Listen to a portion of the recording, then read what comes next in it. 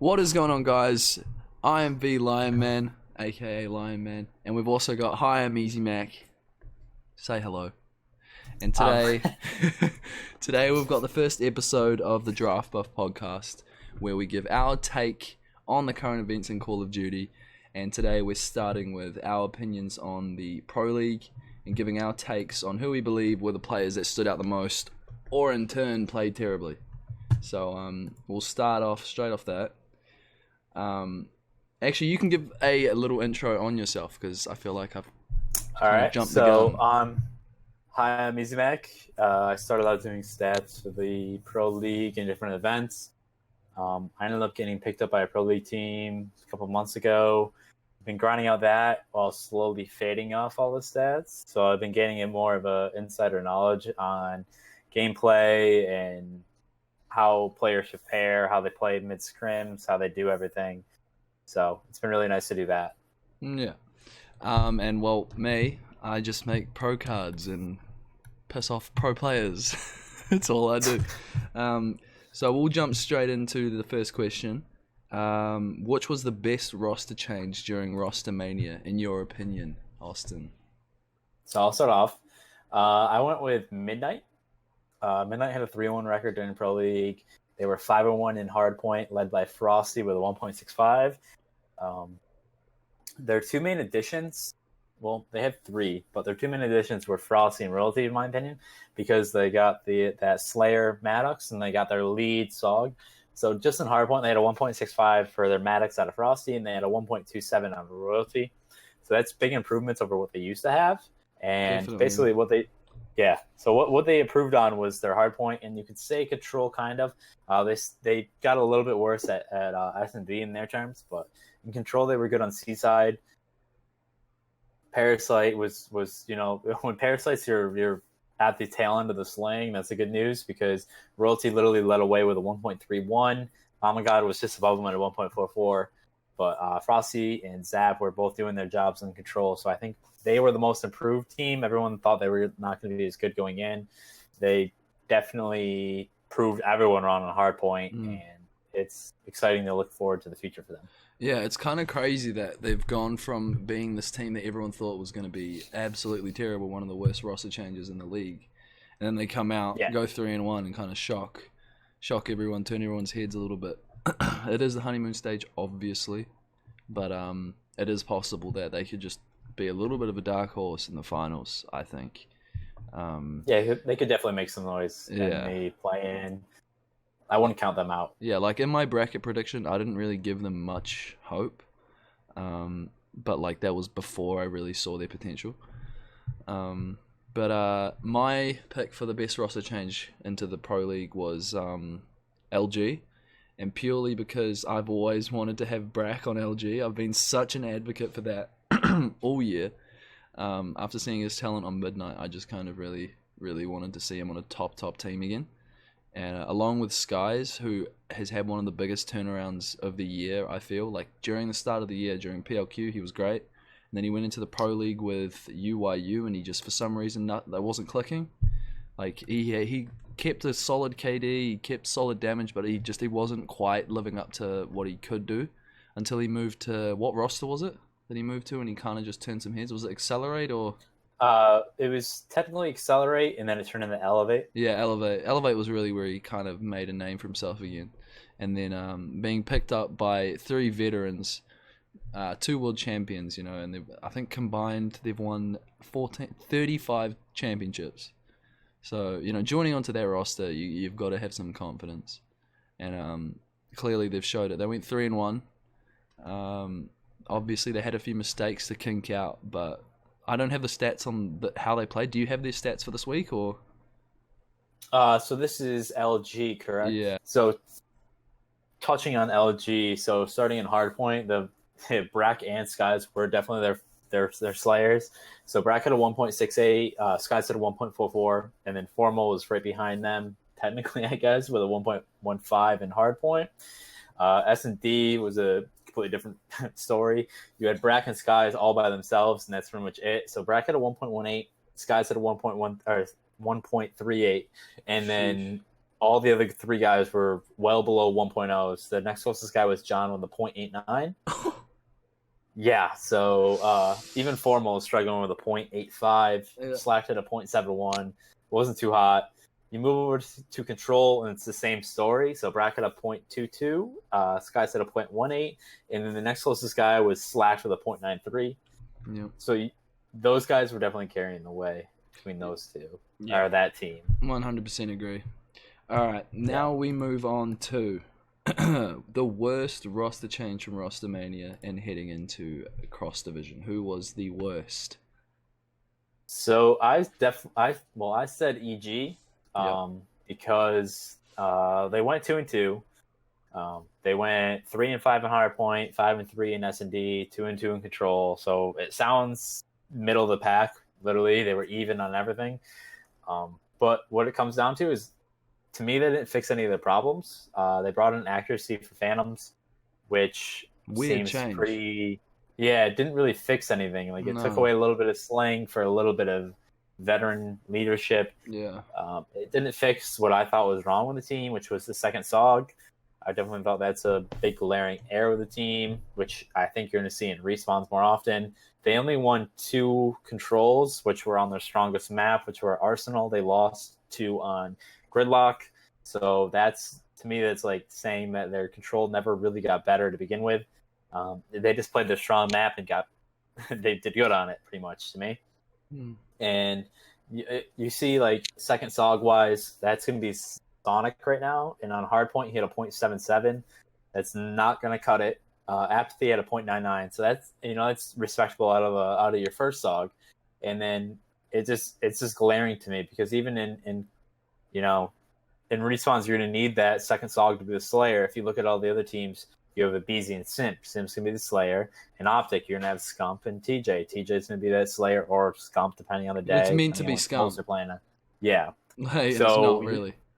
Yeah, you're definitely going to need Zonic to slay or, be respectable on the second SOG, definitely with the new update, and I don't see that. So I see this as a bad roster change, excluding UIU, because I think they were the worst, but I don't want to bash on them completely. I want to say, based off of what I expected, what I thought was going to happen, I thought this was the worst possible outcome for EG.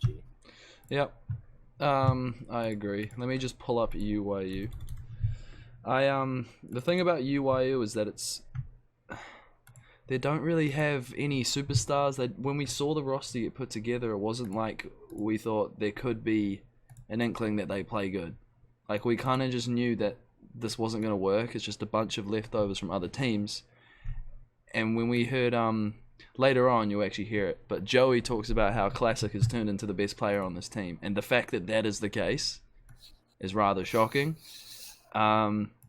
Phantoms, obviously, coming from EG, like, he's a quality AR. He's decent in the slaying department. Obviously not that prolific in the score per minute and, like, hill time, objective-wise. But he gets the kills. But then who's that first player that's going to be really putting up the numbers? Because you got Saints, who for the whole season had a 0.95 in a hardpoint. Classic, 0.88. Phantoms, 1.09, but he's an AR. He's playing slow. Methods, 1.03, but then he doesn't put up great damage stats. And then Blast has been on and off this whole year. So it's kind of just like this weird middle ground where if they pull something together, like if they manage to find like a method that works for them, ironically I said methods, whatever. But if they find a way that can actually like work for them, then I feel like they can be quality. They can actually do something at the next event.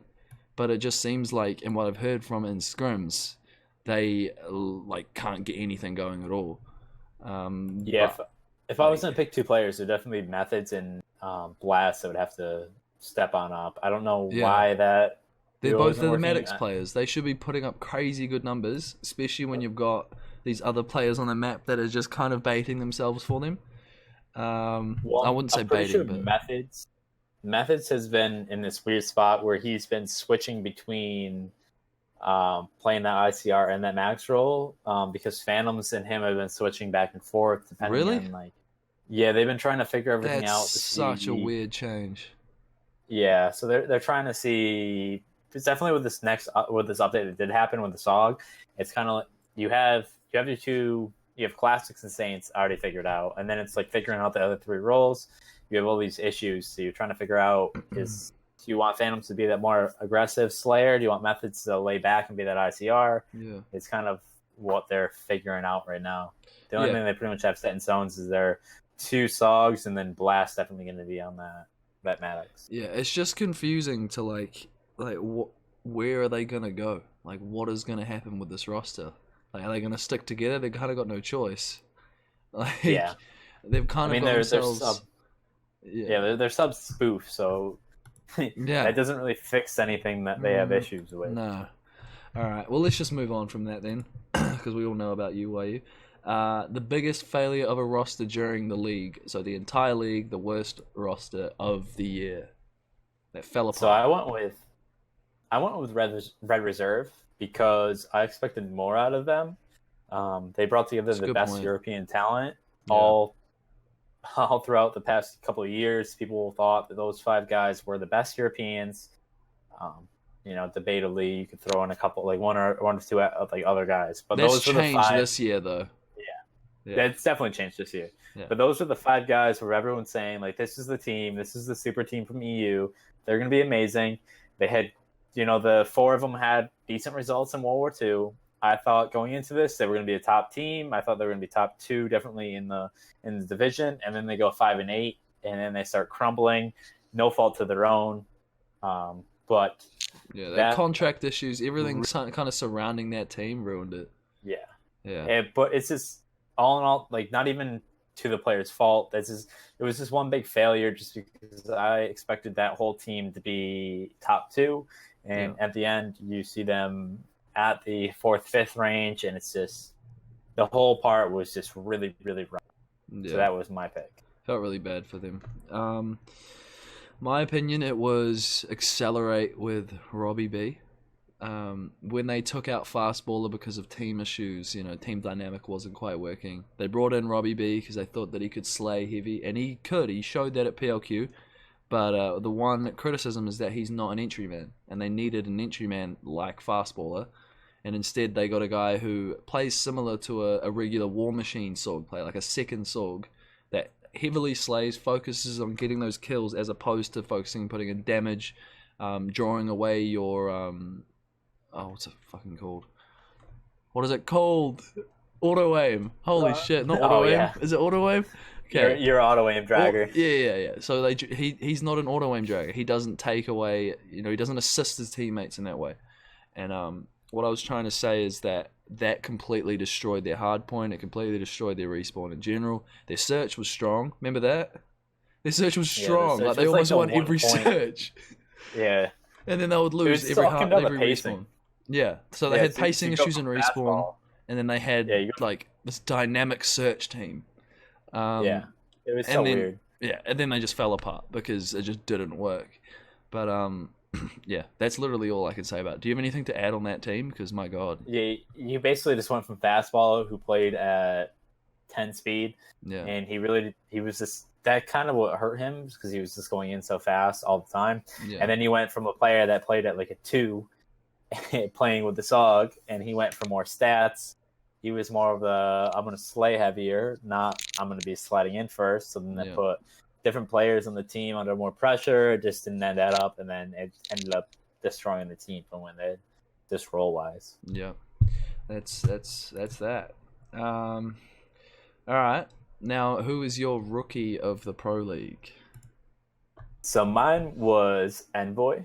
I thought, depending on how you categorize Rookie of the Year, I thought he was going to be my pick just because he was on the lower echelon of skill players as his teammates until this year.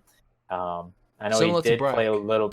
Yeah, he did play a little bit in past games, but strictly speaking, in the terms of how it's going to be voted on this year, he is the Rookie of the Year. Yeah. In my mind, Simp, if he was playing from day 1, he would be the one for me. But because Envoy's been going on from Midnight, now Gen.G, he's got a 1.12 in hard point. He leads the way in control. He has a 1.21. That's all with a SOG, which was, for majority of the season, the weakest weapon. He's been the glue for that team. Whenever other players are inconsistent, you're going up and down.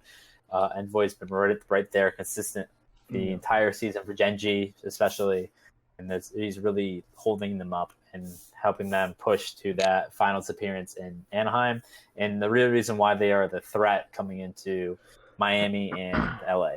Yep, I agree. I had Envoy as well, and it's the exact same reasons. He's just been consistent all year. The one thing that I really remember the most is when he came onto Midnight, and he was just the absolute like X factor for that team. When you'd see them scrim online, he would just be the one that was always taking it to like Optic when they'd scrim. It would just be always him. And I just remember him being the guy with the double grip and like the double stuns. Yeah. And people would just hate him. Yeah. And so so he was my pick as well. I don't really have much more to add. The other candidates are Brack. Like Brack's had a really, really quality season all year. He hasn't been like the ultimate superstar for his team. Like he hasn't been like putting up temp level damage. He's been like really consistent and really putting up quality performances for his team. Simp, obviously, I had as well in there. I don't think he can get it because he hasn't played all year. His first event was London, like in Fort Worth, Vegas. It's not enough time for him. Yeah, first half of the Pro League. Yeah, but then again, he can't get it next year, so this is his only chance to get Rookie of the Season. So like, he might deserve it, and I think he probably will win it because of the fact that he's on like E United, a more like prolific team. He's been putting up numbers. Tough. Yeah, but I think there should definitely be a voting system, or perhaps we can do a poll on this as well. But so it's one of those three. I picked Envoy, so did Austin. The next question was biggest underperformance via veteran this year in the Pro League. All right, so I did JCap. And so I did mine kind of based on role, kind of based on what he's bringing to the team. So I looked at the weapon he's using. He's using the Maddox. And I know I'm kind of being hypercritical to him right now, but he came in with a 0.87 on a Maddox for the entire Pro League. In hardpoint, he had a 0.87 in S&D. And while he had a good control KD, well, 1.06, he had a good control KD. That was mostly because his team was also pretty good. In control. So I was more critical on him because he's using the super weapon and he's not putting up great numbers on the super weapon. Yeah. And I feel like if he wasn't in the role where he is that Slayer, let's say him and Zonic switch spots, so he was a second dog, or maybe if him and Lamar switch spots, so he's that ICR, then I wouldn't be so critical on him. It was just basically because he had the super weapon and he's not really putting up great numbers with it throughout the season. Yeah. And that was my issue with him. Yeah, for me it was Aches, and it's tough for me to say because I am actually a fan of Aches, but to put up a 0.8 in hardpoint, a 0.97 in search, and a 0.91 in control for the whole season as an AR/Maddox player, like, it's not really acceptable if you want to be winning matches. I mean, he does put up quality damage in the respawn. That is something I'll give him. But at the same time, you should be a heavy slayer as opposed to putting in damage. It's not your role as an AR player to be focused on damage and not care about slaying, because they're two different things entirely.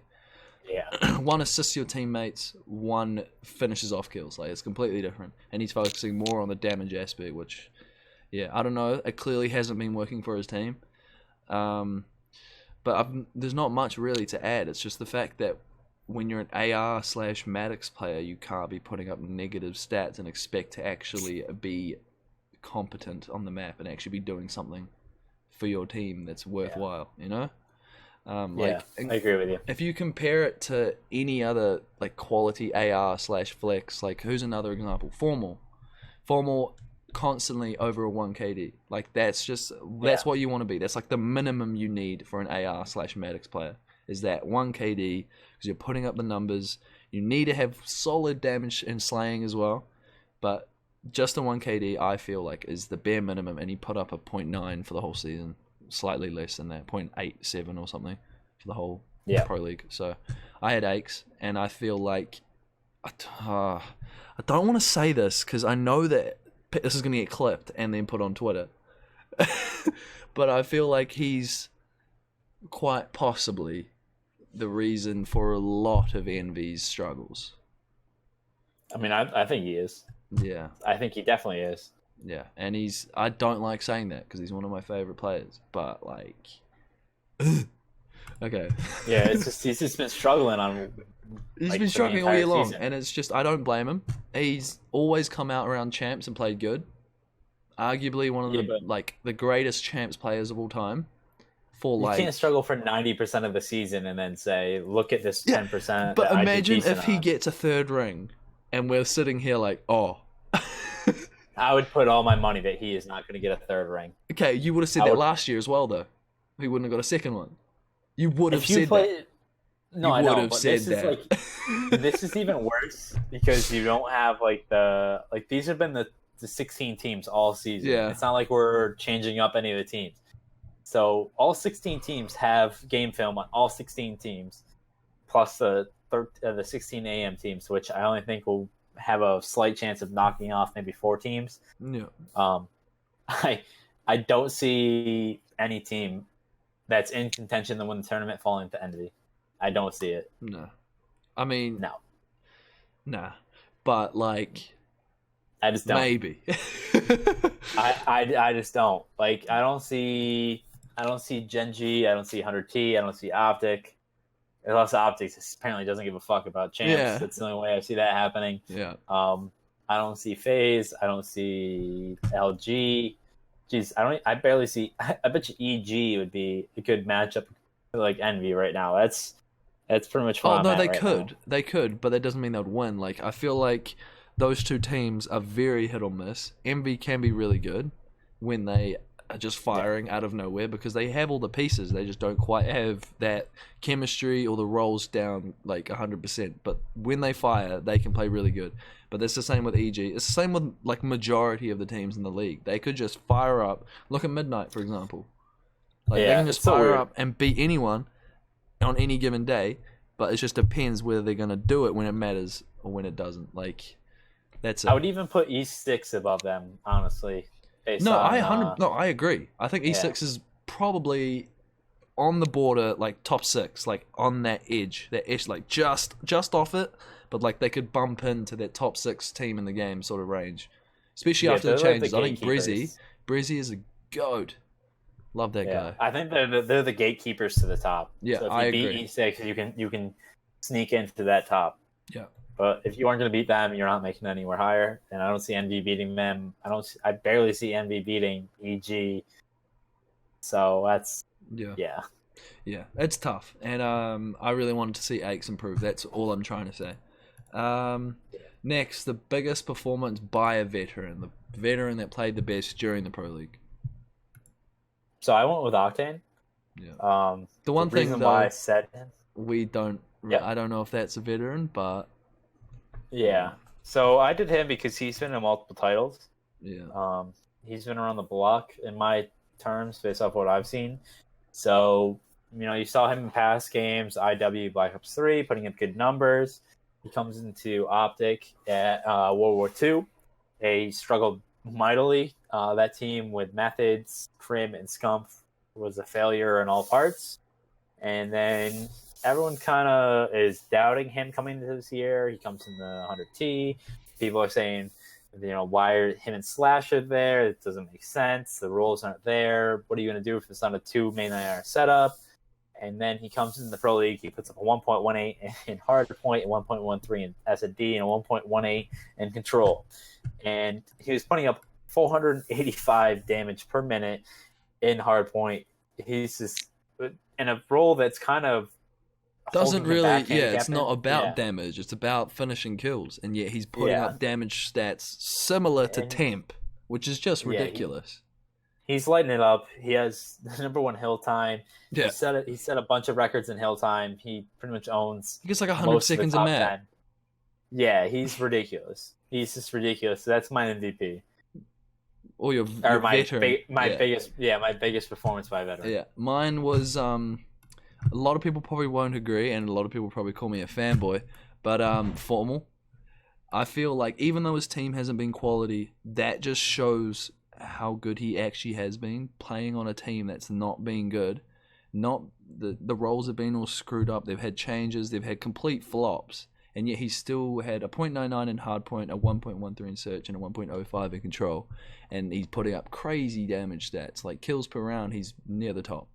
And the fact that is happening on a player who has to really struggle to get kills with a team like this, it's quite impressive. And throughout the year, he's been consistent. I think on my pro card ratings, he's got every single card been a 90 or above. And that's just like... It's unbelievable. Yeah. And that's just shocking. And everyone knows that when I make those cards, I have no intention of like who the player is. I take the numbers and it's how it comes out. And he's been above a 90 all year. So that's just my opinion. He's been really consistent. He just needs the right team around him to win. Yeah, that's just insane by him. Yeah. And then the final one is MVP of the Pro League. Who was your best player of the year? So I kind of spoiled it already. My MVP was Octane as well. Mm-hmm. I'm talking not so much in a traditional sense where it's the most valuable player of all the league, whereas you take them off, they wouldn't be as good. I'm talking about why this player made his team so good. So more of like the butter to the cookie dough. When you look at him on 100T, he plays this role so well and at such a top level that he's winning gunfights and he's changing, he's putting pressure on sides of the map that no other player would be able to. It takes off pressure of Kenny. It takes off pressure of Priesta because it allows them to be more proactive around the map and make plays on their own that other teams aren't able to do. And he just makes so many other players on his team better. So he was just the number one for me. Yeah. I also went with an 100 Thieves player. Wait, I said that wrong. You have to say 100 Thieves, eh? Okay. I went with another 100 Thieves player, and I went with Priesta because I would also say Crowder. Like, fuck.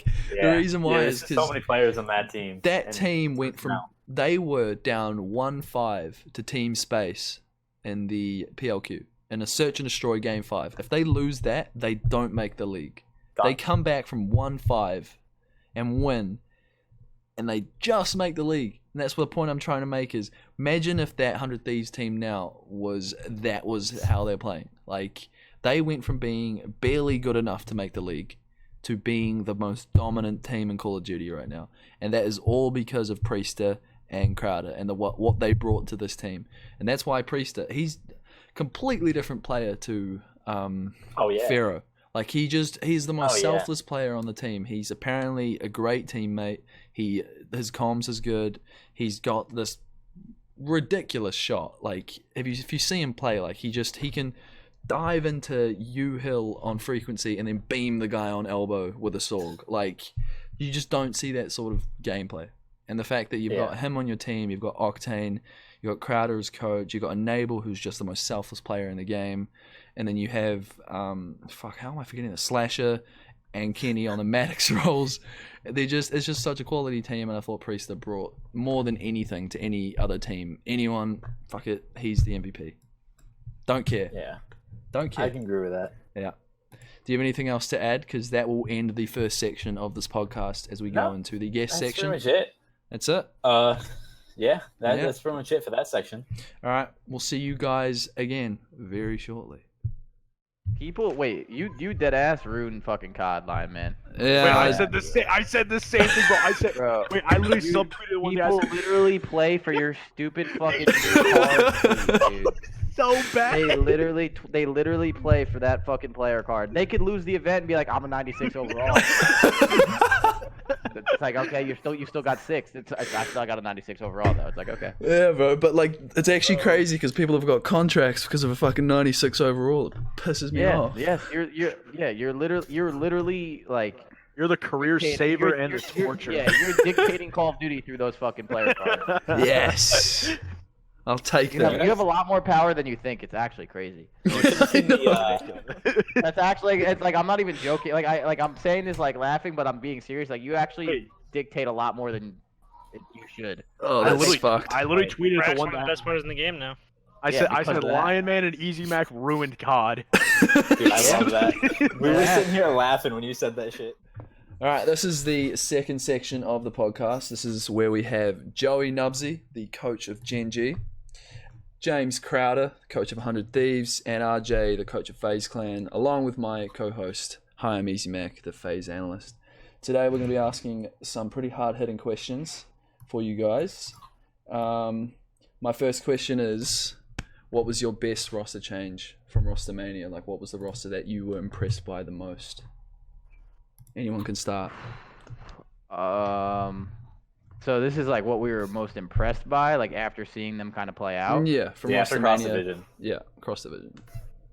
Shit. I don't know. I really wanted Reciprocity to do better because that was like my go-to like before like we saw them kind of play play out. But I feel like you kind of have to say like LG. Gotta be I LG. feel like, yeah, I feel like after seeing everything go down and see how teams play, and just how everything kind of clicked, I didn't think LG would have been the most impressive. I think they would have been really good. Like they definitely they made a really good change, and I expected them to do good. Maybe not the most impressive, but I feel like just after watching them play, like you really can't say any other team. I just feel like they looked so good, especially the way they played against Splice showed that like if they're playing and then they're on like key, like they can easily take out like any top team like with that like crazy amount of talent on it. I mean, their respawn is just really good, and they have like their only kind of lackluster thing that we've seen so far. Their area would be S&D, and they have two players that probably have the highest ceiling to just get better in S&D in the fastest time. Yeah. Like those guys look the best now post roster change, and they'll probably end up being the best post roster change out of all the teams. Yeah. Yeah, they only dropped 4 maps in total. It's pretty sick. And what was that? 3 to us, and then 1 to who? First game of the week, Enigma 6.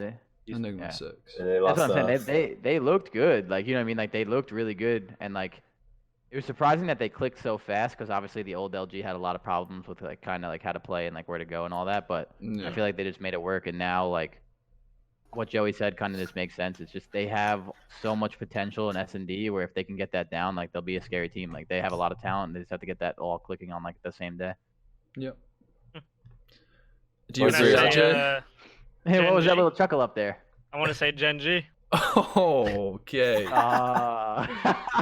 That's a big Wait, change. Are we counting them a part as like the roster change? No, I'm kidding. Ours was actually post roster mania too. Yeah. Yeah. You got the double change now. It Wait, doesn't you even count. guys are a whole nother story, bro. Oh, we're getting into that. Don't worry. Yeah. All right. Mine's go for it. Okay, so mine's based off like the last match and probably like scrim since we got back. I think E6 has been looking really good, to be honest. I think they've been looking way better than they were before. Yeah. I think their teamwork is still there, and they got 2 players that are definitely better than what they had before. See, I agree. I agree with that. They definitely look better. I said I've this been before. scrimming them a lot too, so I'm kind of biased, but we've been playing them too. We've been playing them too, and they look really good. I think Brezzy was an absolute like upgrade. Like I think he's a really good player. I think he's really underrated. I think he's got a lot of talent, a lot of potential. Mm-hmm. I wish they kept Frosty, even though I know he wasn't like playing like stellar or anything. I just feel like a 2-person roster change like was kind of weird. Mayhem's been playing good, so it's not like anything crazy. I don't know. I just feel I wish they kept Frosty because he started playing well on the Midnight team, and I personally think that it's gonna end up being Wreck though. If I had to pick one.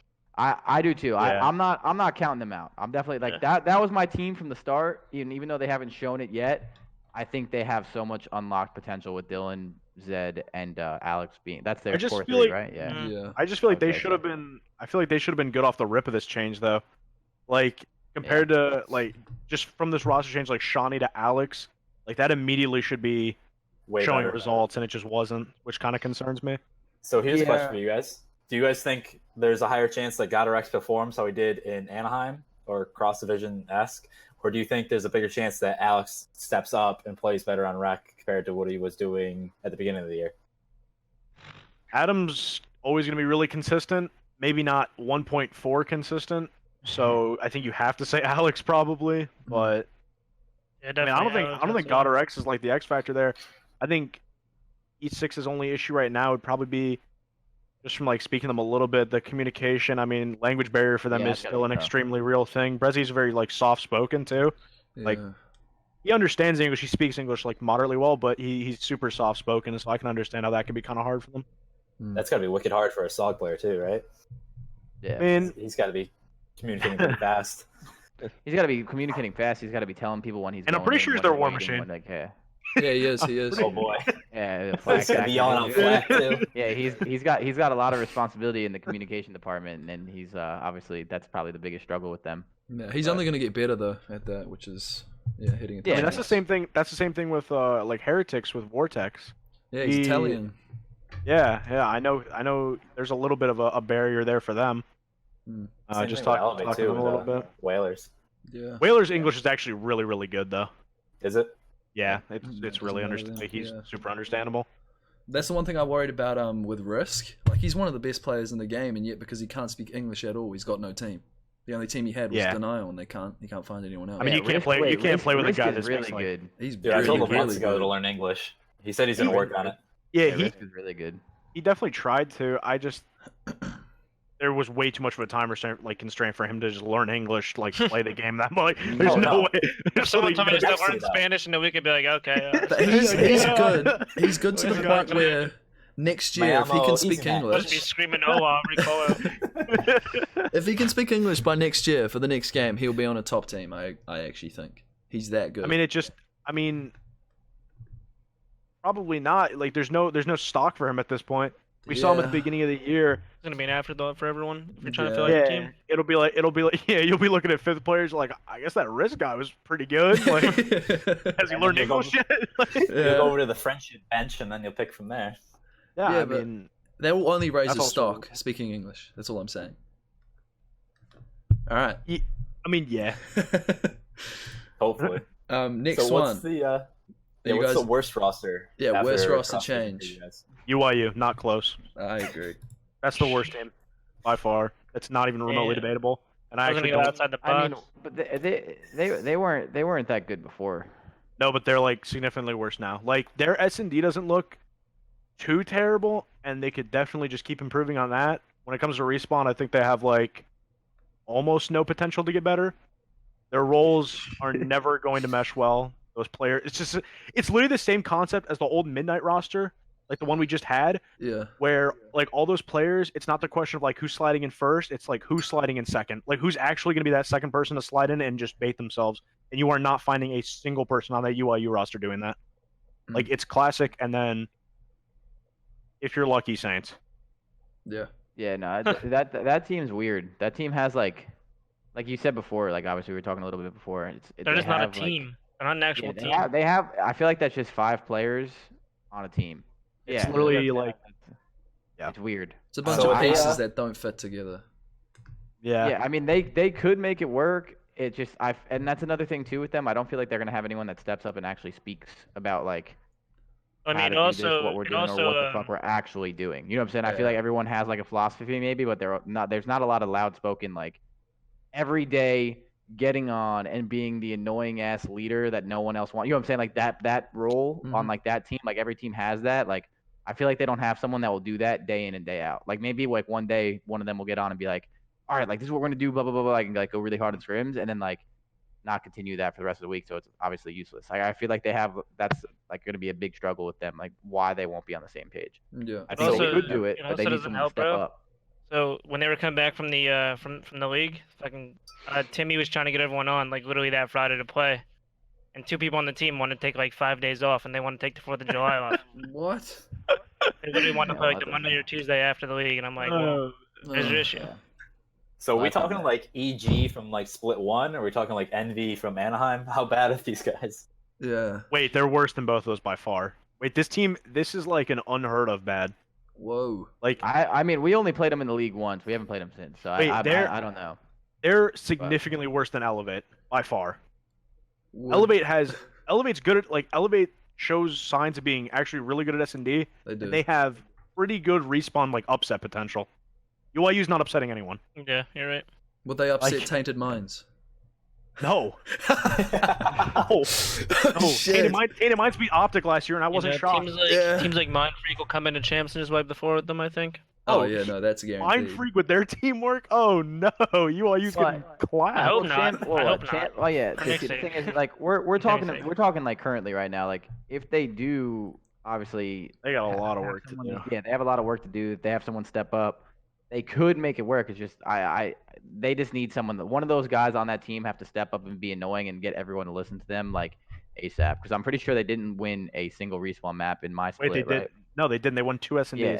Whoa. That's what I'm saying. So it's like that. With that being said, like someone has to take control and come up with a game plan, a good one, and everyone else has to listen to it, and they actually have to become a team, not just 5 players that are just gonna slide around and get some kills. I don't think there's enough time. Yeah, I don't that's think what I there's mean. enough I have time no to do that. idea. I don't know how hard they're actually working behind the scenes. Like RJ said, if they're taking 5 days off, I mean, it's Yeah. probably chalked. But if they put in a shit ton of work and actually do grind and watch VODs, like I know a few teams that before scrims and after scrims they watch like an hour like of odds like before and after, and like they get way better because of it. Like I know a lot of teams that do that, and like if they were to be on like that kind of work regimen for like them specifically, I think that's something that would help. But if they're taking 5 days off the 4th of July and a Sunday here and there, you know, that's not going to cut it in my opinion.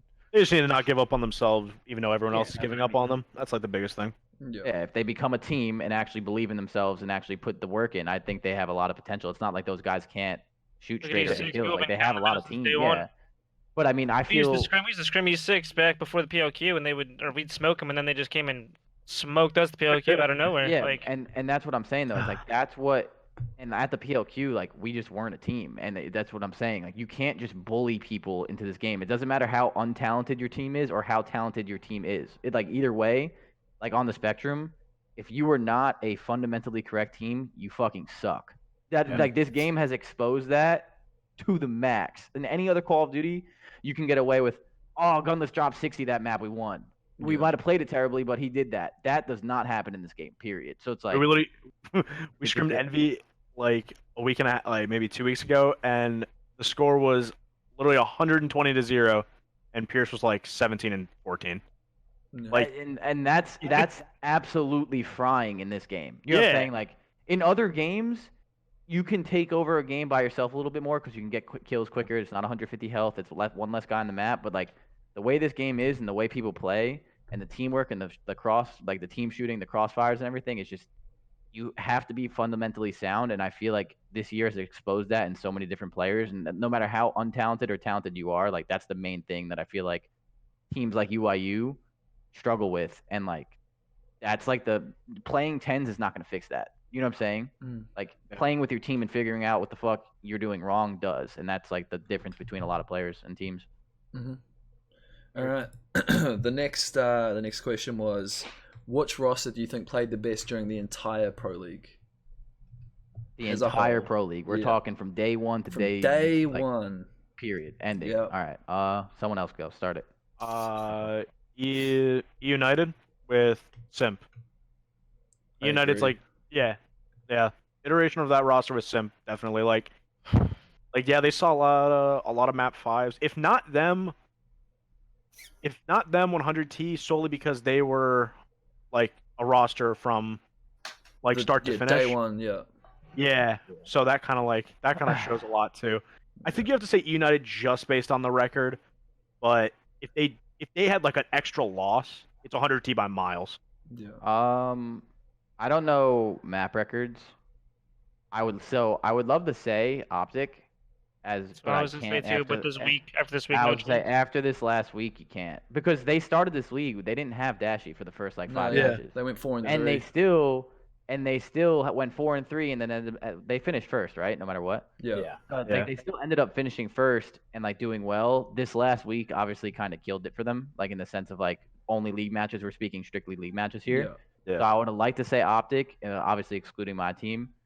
But I feel like right now, if you're going off of record, like I mean, I think United, like when they show up in the league, they're like I feel like they're a different team. I think they Yeah. play really well at those I league agree. matches. I Maybe- think our map count was Well, like put the it- best. Like Yeah. when it comes to wins and losses, I don't know. I don't pay attention to that shit. But like for the most part, I mean, you'd have to like when United showed up to those league matches in Columbus on that stage, they just played really well. That's what I was gonna say. They're literally a Columbus team. Like that's where they looked like. They look comfortable there. Yeah, That's and just what it they. is. I think what pushes me over the edge for them this year too is that like past United rosters over the last like probably 18 months have had almost no clutch factor, and we finally got one that does and can actually like them going to map 5s Right. is actually like a big deal to me because they're closing out those map 5s. Last year they were going to game 5, they were losing it. Oh round yeah, 11. like every time. Yeah, no, they definitely switched that up. Just looking at the stats, so Optic had a 58% map win percentage. So our team, FaZe, had a 59, and that was with red reserves, even their map count in there. And then Gen.G led the way with 60. And then E United had 65. Splice had 52. Austin. Yeah. Before our 2 weeks of the league, we had like a much better map record than Luminosity, I think, and we had the same record. They were like negative in maps, and we were like positive like 8 or something like that, and we had the same record. It was so weird. Yeah, I think that's what that was like. 70. That. Oh wow. It was I was as high. Yeah, I knew a lot of the wins were like good wins, and then a lot of the losses. Yeah, no, that's what I thought. I didn't remember though. I don't. That's such like a useless stat. Yeah. But it's cool. It's cool to look at, but like it's like at the end of it, it's like you still lost or you still won. This is a quick 3-2 question. and 3-0, it's a win and a loss. Yeah. I mean, It's just crazy because you guys played 22 games and you guys lost 24 maps. Do you think you know how Midnight and Rec are the exact same record? They both went 12 and 10. Do you think it matters more map count or head to head who got into playoffs? Because they took head to head. It should be head to head in my opinion. Yeah. Yeah, it should be because that team is like.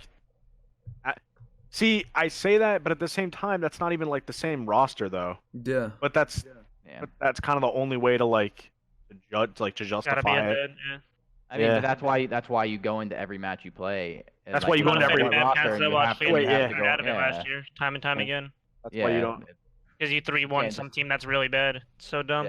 Yeah, exactly. Like if you play your bad teams like trash, but you still beat them. It's like that shouldn't hurt you, right? Because you know what I'm saying. Like it doesn't matter. Like it shouldn't matter. Like my FaZe team last year, I think we got first in the league. But there was a few times we went game 5 with teams that were not as good as us.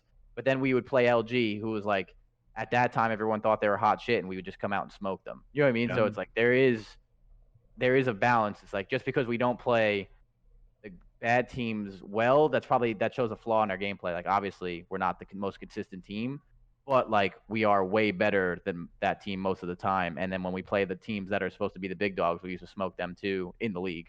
Right. Obviously at open events because we couldn't win winners bracket matches. But either way, like you know what I'm saying, like that's how it goes. So it's like I feel like you shouldn't be penalized for that. Like it should be head to head in those scenarios. Like if you beat that team twice, but they have a better map count than you, like you beat them twice, you're better than them. Like you match up better than them. Period. Yeah. Agreed. All right. The next question was, what was the biggest failure of a roster during the Pro League? So like they just collapsed, didn't play well, and then they just disbanded. That's easy. Wait, is it easy though? Because I feel like my answer is not going to be the same as everyone else. Because I think it's. Hear what you want to say. Wait, yeah. What's the consensus here? EG is my answer. The first EG? Yeah. That's my answer too. Okay, that team was the worst. I'm talking longevity of the league. First EG was. I mean, the biggest failure of the Pro League.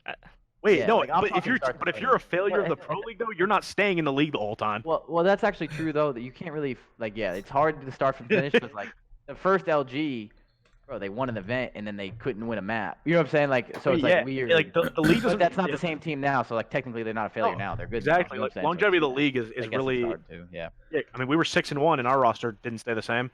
But like.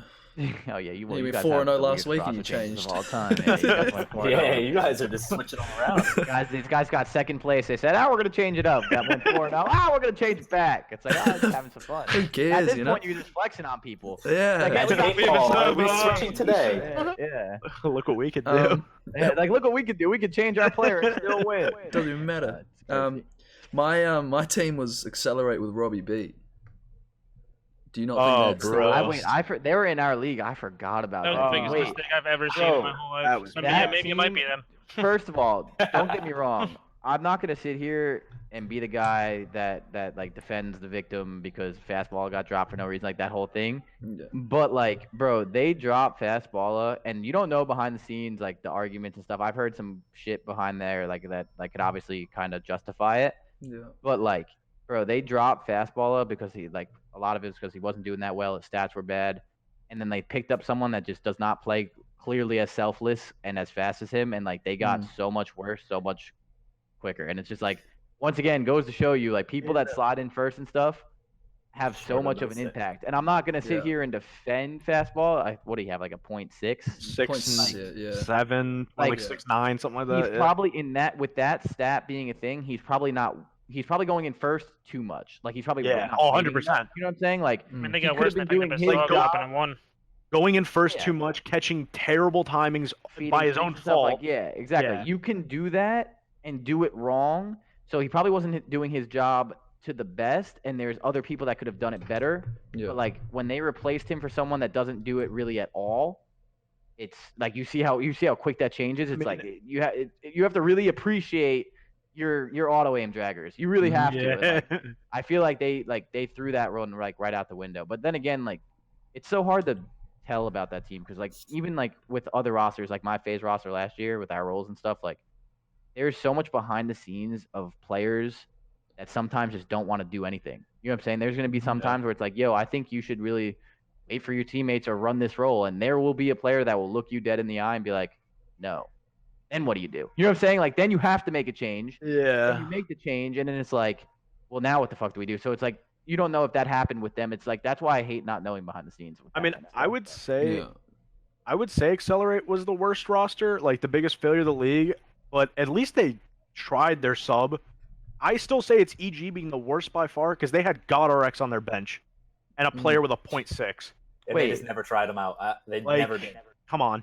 Like, wait, they had Adam on on their bench. And before the league started, I didn't think that they were that terrible either, but they ended up being so much worse than I thought they ever could be. Yeah, and they didn't even try it. RJ, I'm right there with you. I honestly didn't think that team was going to be that terrible, and then they were. Wait, I thought they'd be like a 9th through 12th place team, maybe some 8th. Like, yeah, I thought that's not fundamentally correct though. Yeah. They were just all over the place, and they didn't have enough skill to just bully people, which is obviously very hard in general in this game. But I didn't know they had GodRx on their bench. Yeah, it's the whole so time. Crazy. Dude, I love that GodRx is now finally kind of getting time. Like it's about time because like I feel like he was not like he's always been pretty good, dude, and he's never gotten like that rep because he's just never really been on like a good team. He's always been on like exactly some of the lower amateur, like the basically pro teams, but not there yet, kind of. You know what I mean? And Rogue, Ghost. He's always been, he's always been like that guy. Yeah. No, he wasn't. No, not on Panda. No, he was on Rogue and IW. E6, I think. Well, he was on E6 for the Montreal event. Yeah, but that's what I'm saying. It's like, bro, like he had so many moments, like those Rogue teams and those like basically like borderline amateur teams were there because of him. You know what I'm saying? Like, he was so good in those scenarios to help his team get recognized. There was never like.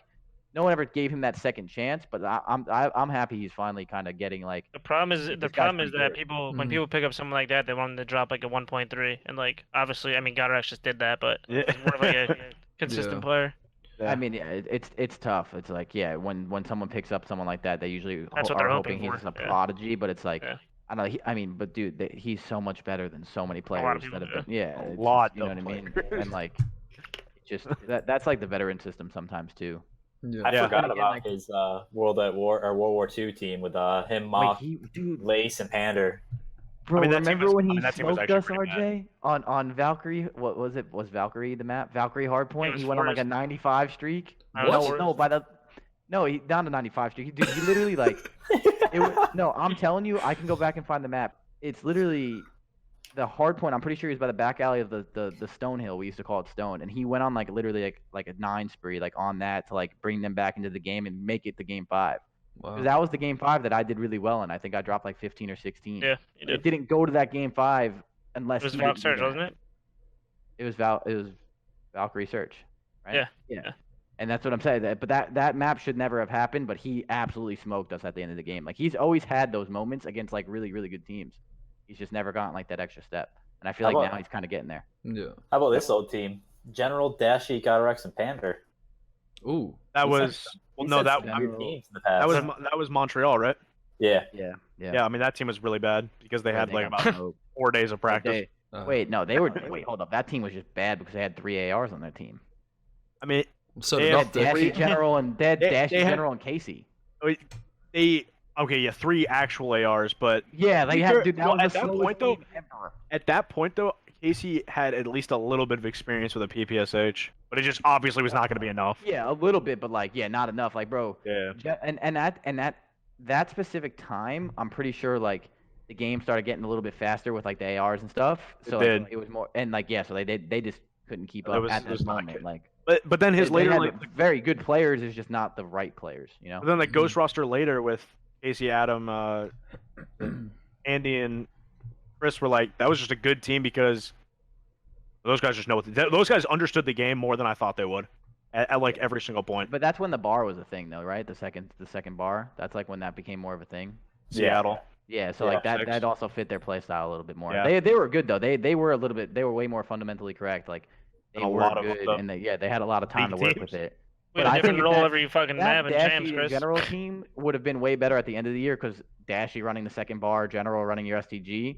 That's enough to have a good team right there in Yeah. that game. Yeah. You know what I'm saying? Like they would have had enough kills right there between those two to have a good team. It was just the wrong team at the wrong time. You know? Agreed. Or the right team at the wrong time. Like that could have worked later on in the game, in my opinion. Mm-hmm. All right. The next section was who was your rookie of the Pro League this year? Tell him, Envoy. easy. Envoy, not close, not debatable, I agree with Envoy. Wait, not even remotely close. it's Envoy or Simp. Yeah, Dylan's there as wait, was Dylan? Wait, Dylan was in the Wait, league it's last year. Dylan Cod's not a I mean, if No, Dylan Cud's a rookie. It's his Yeah, first year in okay. the actual Pro League, isn't it? Didn't he play Yeah, last he's a year? rookie. listen, No. Wait, didn't he play last year? if Kenny was a rookie and Wait, Kenny it is depends not what a you mean. Envoy's a rookie, then Dylan Khan's a rookie. Wait, Wait, do you yeah, mean wait, the league Envoy, hold rookie? up, Envoy. Bro, Wait, you talking wait, about? It depends. Okay, there's different definitions for rookie though. Are you hold talking up, about cut this, pro league? yeah. Wait, He's is- the rookie wait, of the year, yes, could we- by like this voting standards, but no, he's not a No, rookie. no, wait. Fuck Can that. we, If you're can we talking talk about- about? Can we talk about rookies right now? Yeah. What's the definition of a rookie? Because First I year. say if they're in pro league. Yeah, first I time say in if, Pro they're, League. if they get that's your Dude, rookie but year. That's such like. That's I Kenny don't think last that's year. good. I don't think Or- that's good. Or if you finish top 16 at an event. Either I think that's the two Envoy cutoffs. is definitely not a rookie. In my head, your rookie season.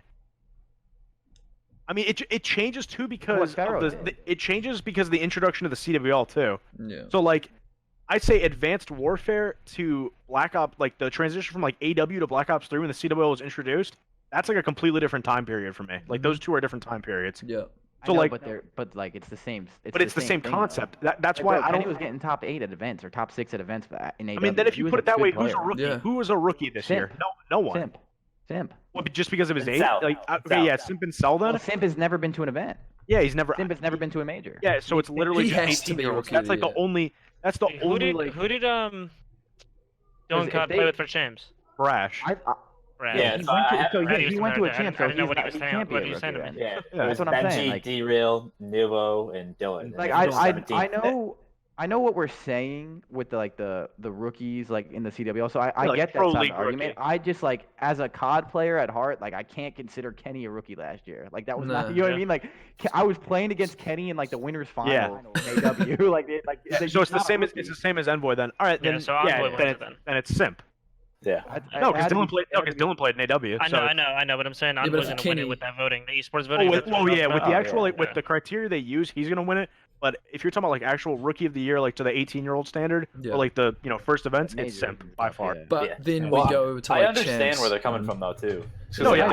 I get what they're saying. It's That's just it's such a gray area because of how long COD has been around, Yeah. and like the age restrictions being a thing in and out of years. Like Yeah, Mhm. it's gonna such be a like gray that. area. Yeah, what you just said is like perfect, and especially like there's been players that played against these guys and then played against them in their rookie year. It's like Right. last year, Pharaoh was a legitimate rookie. He never, you know what I'm saying? He's Yeah. never been Yeah, to majors. exactly.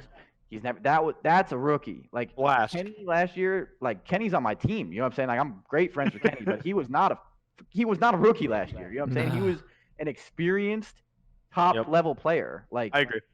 The only it's very counter argument hard I to have- consider that. The only counter I have is like in the MLB when you're in like AA, AAA, like you're right on the top of that, like on the fringe. Like they don't consider you a rookie until you're in the MLB for that, like in But it. I would consider like the old like UMG events and stuff like that to be like an Yeah. actual event because it was all treated They the were. same. No, those Yeah, were I majors. still- Those I were still majors think- back in the day. Yeah. Down on the UMG and If stuff. you like ask Crimsix how many Exactly. majors he's won, he's going to tell you 33 or whatever, and those are UMG events. That Yeah. Kenny And was one of playing them's an at. online You know what I mean? event. Frag Cup. Is it? Yeah. Yeah, he But counts that.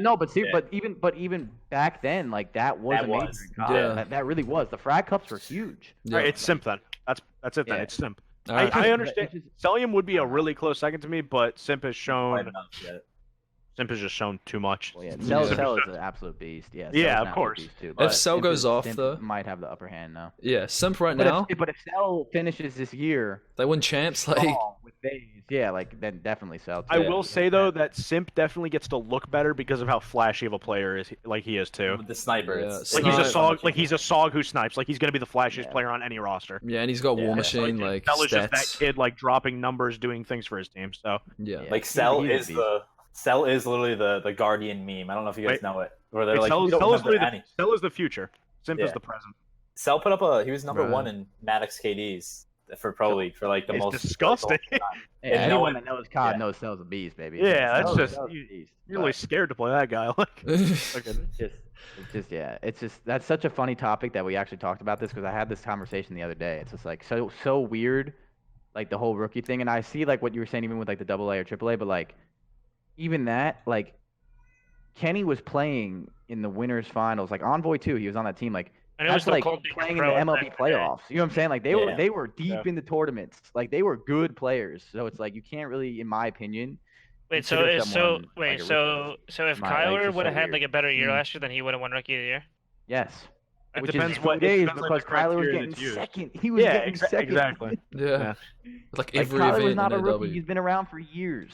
Yeah. I wish there was like some like set like criteria like everyone. But- there- If if there there was, was, they were there mixed is. up because we used to have UMG events and stuff, so it's like all mixed up now. See, Well, the Yeah. thing is like the set criteria is completely correct. I'm not disregarding Yeah. it because it is correct. When the CWL got announced and became the COD World League, these players didn't play because obviously age restrictions and stuff. So that is a rookie. Like, yes, it is, but like it's so hard to actually Well, no, say. if like, you know wanna- what I mean? If you want Yeah. to talk about like, the single A and stuff like that, then you can say Brack then, because like Brack was an amateur, so it's like he wasn't a pro, but He but played I at still Champs think- last year too, though. He didn't play I at don't champs know last if year. he made it. but He didn't he play, played but he knocked him out. He was on Verticon. Okay, so yeah, Brack is more understandable. Like Yeah. he was like Yeah, more but- like. I mean, yeah, but like he's still I mean, I don't think so though, because he still went to majors. it's weird, He did dude, in it's open weird. bracket with the potential to win the event. Mhm. Yeah, like You're we not started rookie in at open that bracket and we got fourth. You know what I'm saying? Yeah, Like, but he- he's Exactly. not- Like if He's you not have the playing with potential, anybody to, that could win an event though. He wasn't but it playing with doesn't. people that could In have the, won. in the eyes of criteria though, it doesn't matter. Was he getting There's no exceptions. salary? Was he contracted? I feel like Oh, that should when? matter. Oh, I don't know. I have no idea. I have no idea how any of that works. I feel like that Oh, should okay. like determine you as a professional player as well if you're getting paid like professional That's the thing money. too. Like, yeah, like I don't know. It's that's such a. I mean, that's like very- that's a different definition of professional at that point. Like Yeah. that'll always And be a then- debate too. Yeah, I mean, yeah. That's so- another. That's a whole, we can go down this road. Yeah, that's a whole other debate. Yeah, it's very Yeah. weird. Like what actually considers you a professional COD player or not? Like Yeah. now, in my opinion, if you're in the league, you're a pro. Yeah. I If agree. you're not, you're not. Period. Yep. Yes, Yeah, I think yes, that's- exactly. I don't know how that's a. Not gonna Like, get into it. it- I don't know how that's a disagreement anywhere. Yeah, someone If you're got in the mad pro at me. league, you're a pro. Someone got Yeah, mad you're at me not- for you're calling Bance an amateur now. It's like, well, he is. He's Well, not in the pro league. Ban- Surely. You need like some time to like brush off the pro. Like, you don't just. You don't just out. go from. Well, no. Technically, if we're speaking technical terms, like yes, he's Yeah. back in the Yeah, he's amateur back league. in the amateur scene. But, yeah, like, exactly. He's obviously an amateur that will always be considered like a pro player just Yeah. because he's been so good. He's He's cemented. Got, what, He's- second he's at won. champs. He's cemented. Yeah, he's a won. good player. He's He's won. won. Yeah, he's won Global an event. Pro Like, he's League. won majors. So it's like, and he's been in the pro league, so it's a little different. Yeah. That's Yeah. like if you get like in MLB, like you get put down to the other rosters. It's like okay, you're still good. Like you can still easily get brought back up. So it's Yeah. not as. But like I see what you're saying. So technically, right now, he's an amateur. But like, That's where the Yeah. debate gets wild. Though. yeah, That's that whole, like, but yeah, but that's the even thing. But if you've been in the pro league, then it doesn't even bother me of saying like, yeah, I'm a professional Yeah, player. Like yeah. you made it. If you Mhm. made it to the pro league, you did something right to become a professional player and do your thing. Whether or not you blew your chance or not, you know what I'm saying? Like what happens there, you did it. You still got to that point, and then hopefully you keep going to continuously get to that point again. Yep. Okay, I agree with all that. Yeah. Yeah. All right. The next then it's question. pretty much- Very weird topic. I like these topics though. I like this because this is like conversations that I feel like happen behind closed doors sometimes. Yeah, but I are feel never- like I get to hear it. Yeah. Yeah. These are cool conversations. I like this. All right. The next question is which veteran underperformed the most during the Pro League? Like the biggest underperformance by a veteran. I feel like there's really obvious answers to this, but I don't think they're subjectively correct. Yeah, just So go I'll for what say you mine actually then. believe. So I'll I say think it's mine, and then Yeah, you go- ask me next. go ahead. I said JCat. I said Aches. yeah, I don't agree with either of those though. All right. Wait, Go who'd you for say?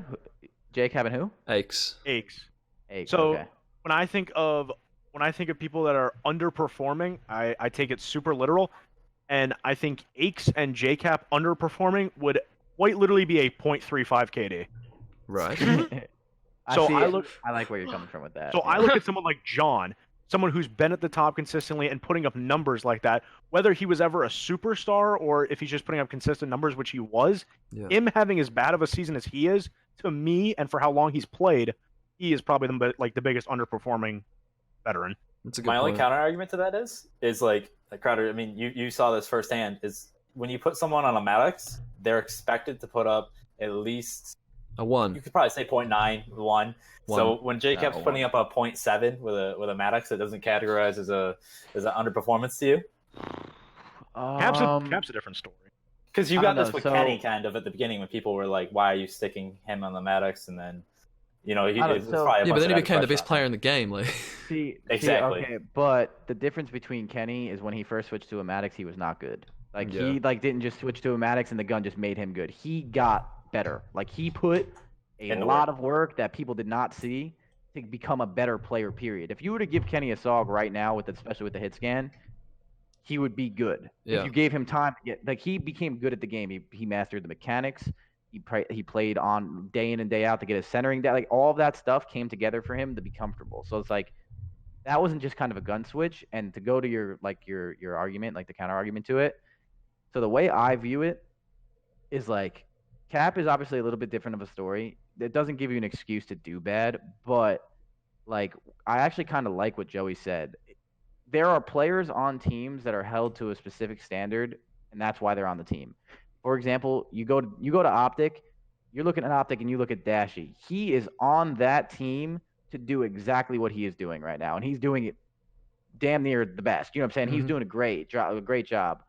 So it's like if Dashy was dropping like a 0.9 or a 1, he's underperforming because obviously Yeah, he's it'd get there way to be a worse if he's doing superstar. that. And on top of that, if we I can use my team as an example because I know my team like in and out the most. Like I don't know what everyone else is supposed to be doing on their teams. So, like they're not my team.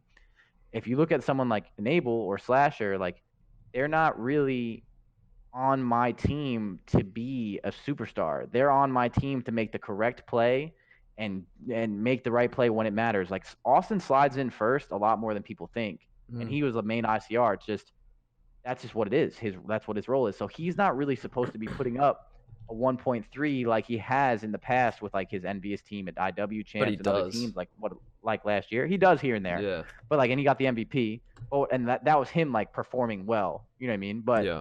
just in general, like it's very weird because those like certain players are on teams and they are set up to be doing better. Like players do bait each other, and it's not like like that guy's selfish and this guy's not. Like that's just how a team works. Like Sam baits Enable. Like that's the point. You know what I mean? Like that is the point. Like it's not saying Sam's a selfish kill whore. It's no, he's using the system of having Ian slide in first and him sliding in second. Like that's just what it is. Like, and there's a lot of teams like RJ. I'm sure you guys have the same thing. Like there are players that go in first, like Asim on FaZe. I can talk about FaZe because I know them more personally.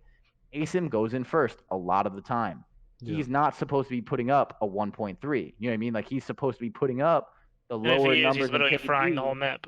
Yeah, exactly. Yeah. If he's doing that, he's having a good event. Like Austin had a really, really good event, and he got MVP because he's so consistent at what he's doing. Yeah. But the same thing with Asim. Like he's not supposed to be throwing up 1.3s. That's someone else's job on the team, and that's why like it's weird to say like who's performing and underperforming. So that's kind of like my take on that. Like I like where Joey came from on that. Like that definitely does make a lot of sense. That doesn't give you a void excuse just to suck. Don't get me Right. wrong. Like, even when I was playing, like I was hard on myself. Like I was playing like shit. You know what I'm saying? Like, yeah, my team sucked. Like we were going all the wrong ways on the map, and like it was making it harder. But like I was not playing good. You know what I'm saying? I would be the first to admit that. So it's like, it goes hand in hand. But that's I'm gonna think on my answer right now. But yeah, you go, RJ. I think it's got to be John though. Yeah. There's no one else. Yeah. John also had a team where he has 2 people on his team that are like sliding in first, doing all that stuff. Like there was just no reason for him not to be playing well. Yeah. What about apathy? That's Good a one, good too. one. See, Yeah, see, that's good. John has an answer. that's someone that I would say Maybe throughout Bans this too, year. depending on how you feel about. Yeah. Because honestly, Red was looking good coming into this year. Yeah. With their team they had last year, adding Bans. Yep. I actually thought I never thought Bance was doing too poorly this year. I think he ended up having to adapt his role to that kind of like slide player, definitely more than Joe. Mhm. Like being that guy that kind of slides in and be that guy. So his stats throughout this year were actually a pretty good timeline to how he had to play on that team.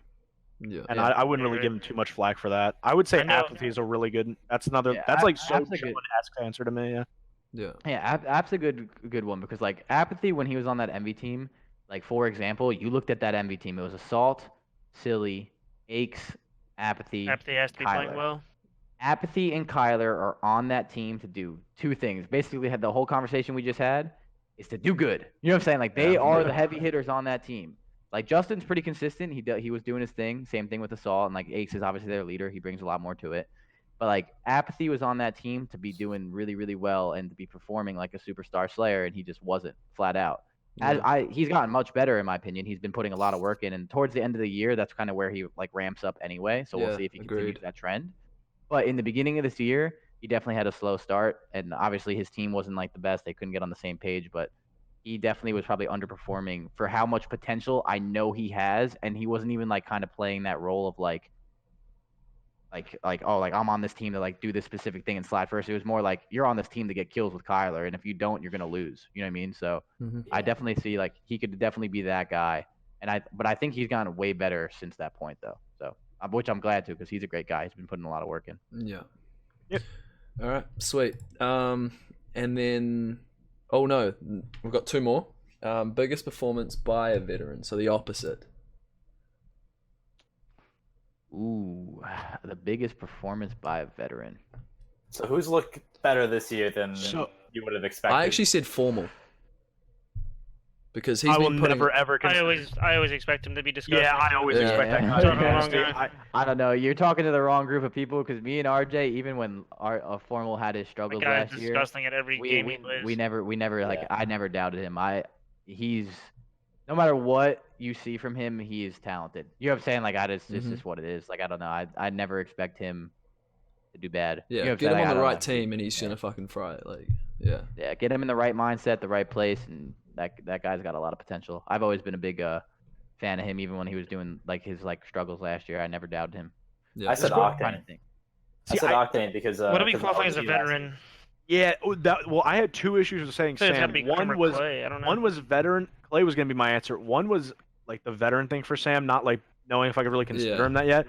The other problem with Sam is he's another player that I fully expect to do well every single year. Yeah. Like it doesn't shock me when he's putting up great numbers. I think this question's hard because I didn't really expect people to overperform this year because World War II to this game is such like a giant leap in every facet that like I can't even say there was someone I expected to like underperform, overperform, anything like that. So I think Clay is a good answer though because I think Clay's been good this year. I don't know. I know there's a lot of like Especially opposite opinions on that, but I think Clay has been pretty strong. I agree with So that. that's just kind of a hard question though. Yeah. I feel like how this game is played with the slide cancel and stuff, I definitely thought Clay would fall off a little bit, but I feel like he's been pretty consistent in the team. Yeah, I think that's fair. Same with Crim, I guess, but I don't know. Crim's ICR. Crim, like, yeah. I also don't necessarily think he's overperforming at all. So I don't think he's overperforming, but he's playing well. He's definitely doing his job. I'm gonna be honest, with this one. So I don't think Clay is overperforming at all because I might be biased here, but I team with Clay and he won me a world championship by himself. Like so, like, you know what I'm saying? So it's like I'm just trying to think of veterans. I'm not even saying I don't know, like I'm not even saying overperforming at this I- point. I'm just saying But I think better than performing. COD 4 No. players. I'll explain. I have a good answer. I think that's going to be a weird take, but so to talk to the Clay one, I don't think Clay is overperforming. I think Clay has been probably one of the strongest veterans, though. Like we just talked about Cap, we just talked about Aches, we just talked about other players. I do think Clay having the team he has, obviously, like he gets to bait Simp and Pristini and Abizi. Yeah. So it's definitely not a bad life in the sense of him, you know what I'm saying, keeping it strong. Yeah. But like we just talked about some of the veterans kind of having like a little bit lower of stats, and obviously stats aren't everything because they really aren't. But like Clay has been pretty solid when it comes to that, like running like that veteran role, like more of the leader type kind of thing with them. So I see where you're coming from with that, and like I definitely think that. I just would never say he's overperforming because when I team with Clay, you know what I'm saying? Like Clay was a Yeah. 1.4. You know what Yeah. I'm saying? For Every 4 event. events straight. Like Yeah. so I to overperform for Clay, Ridiculous. he would be dropping 1.5s. Like I expect very, very high gameplay out of Clay just because I know what he's capable of when he's doing his thing. Yeah. But to go to my actual answer, I think it's Zuma. I think Zuma is considered a young player for no reason because he is not young.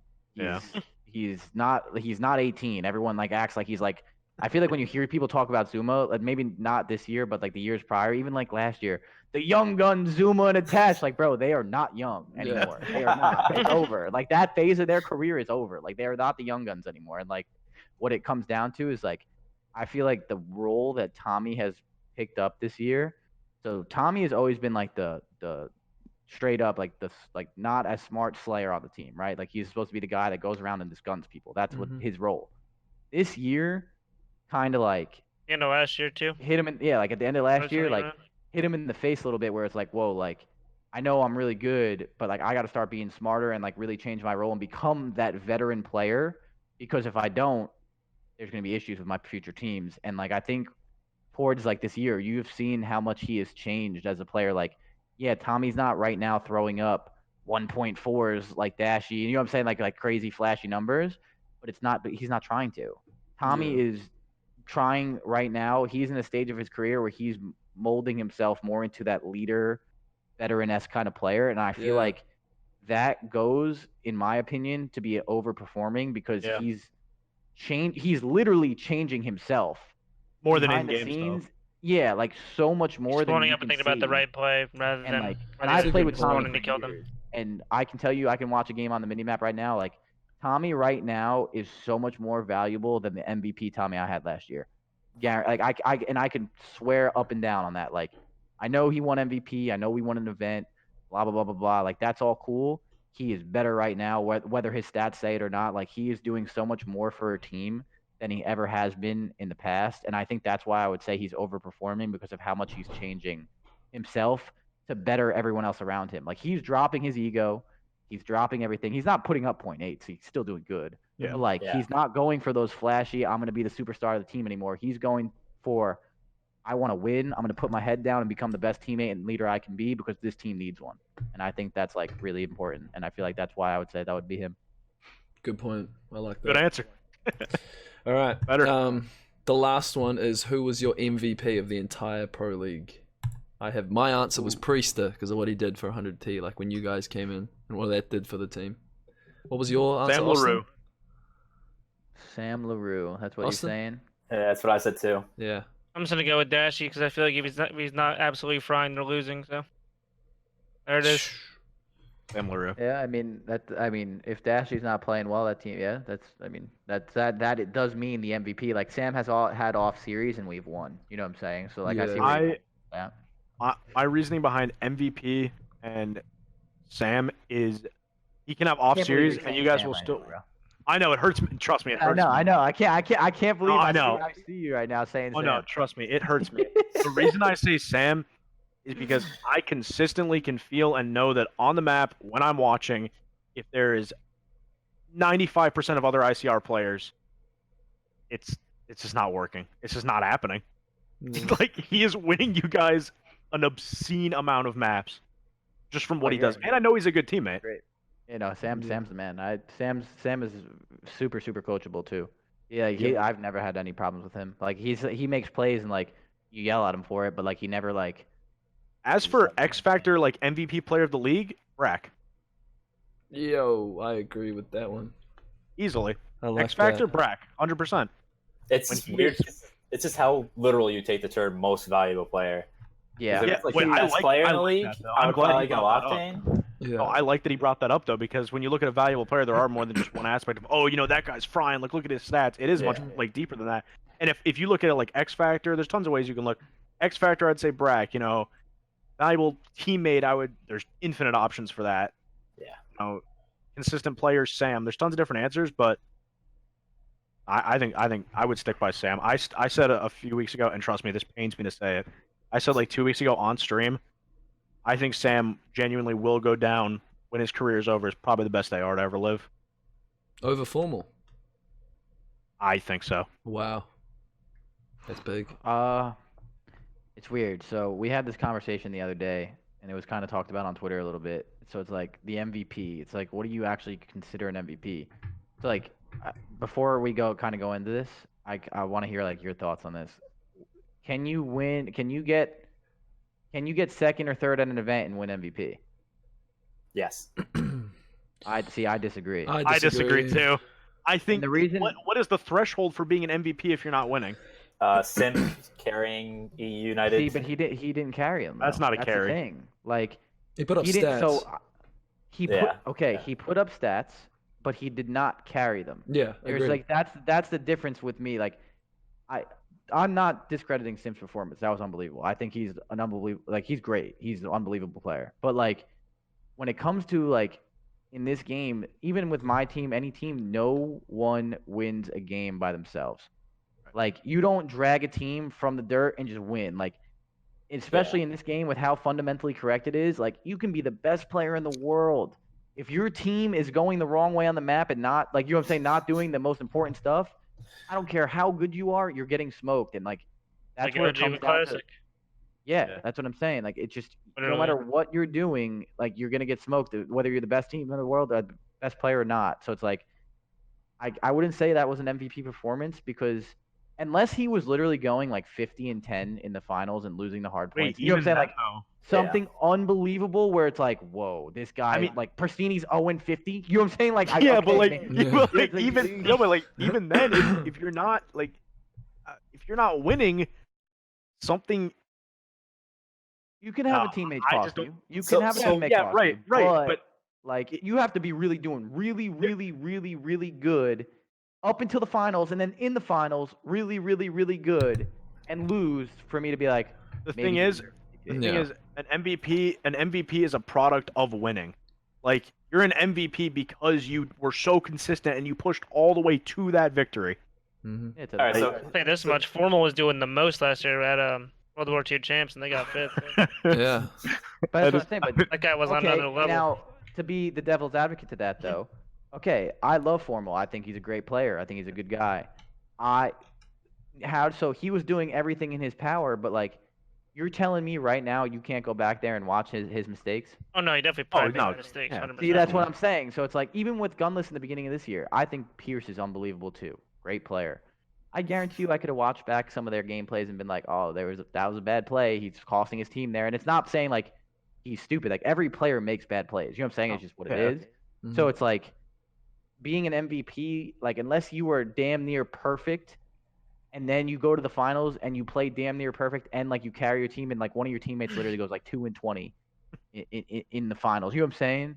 Like, MVP just has to start.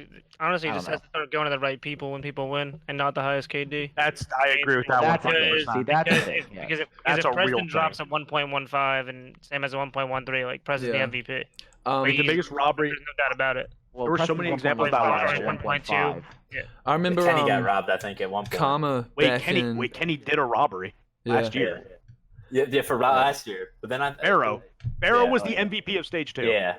That was like for the whole pro league though. It wasn't just like the. See, that's what I hate. I wish there could be one tournament I've been saying the MVP same within thing. finals MVP. Well, yeah, that was just terrible planning by them. Yeah, you're that was 100% right. just The MVP of our pro league last year was Zuma. Period. Overall, throughout the league, and we got first. You know what I'm saying? I'll agree with He's that. our best player. Period.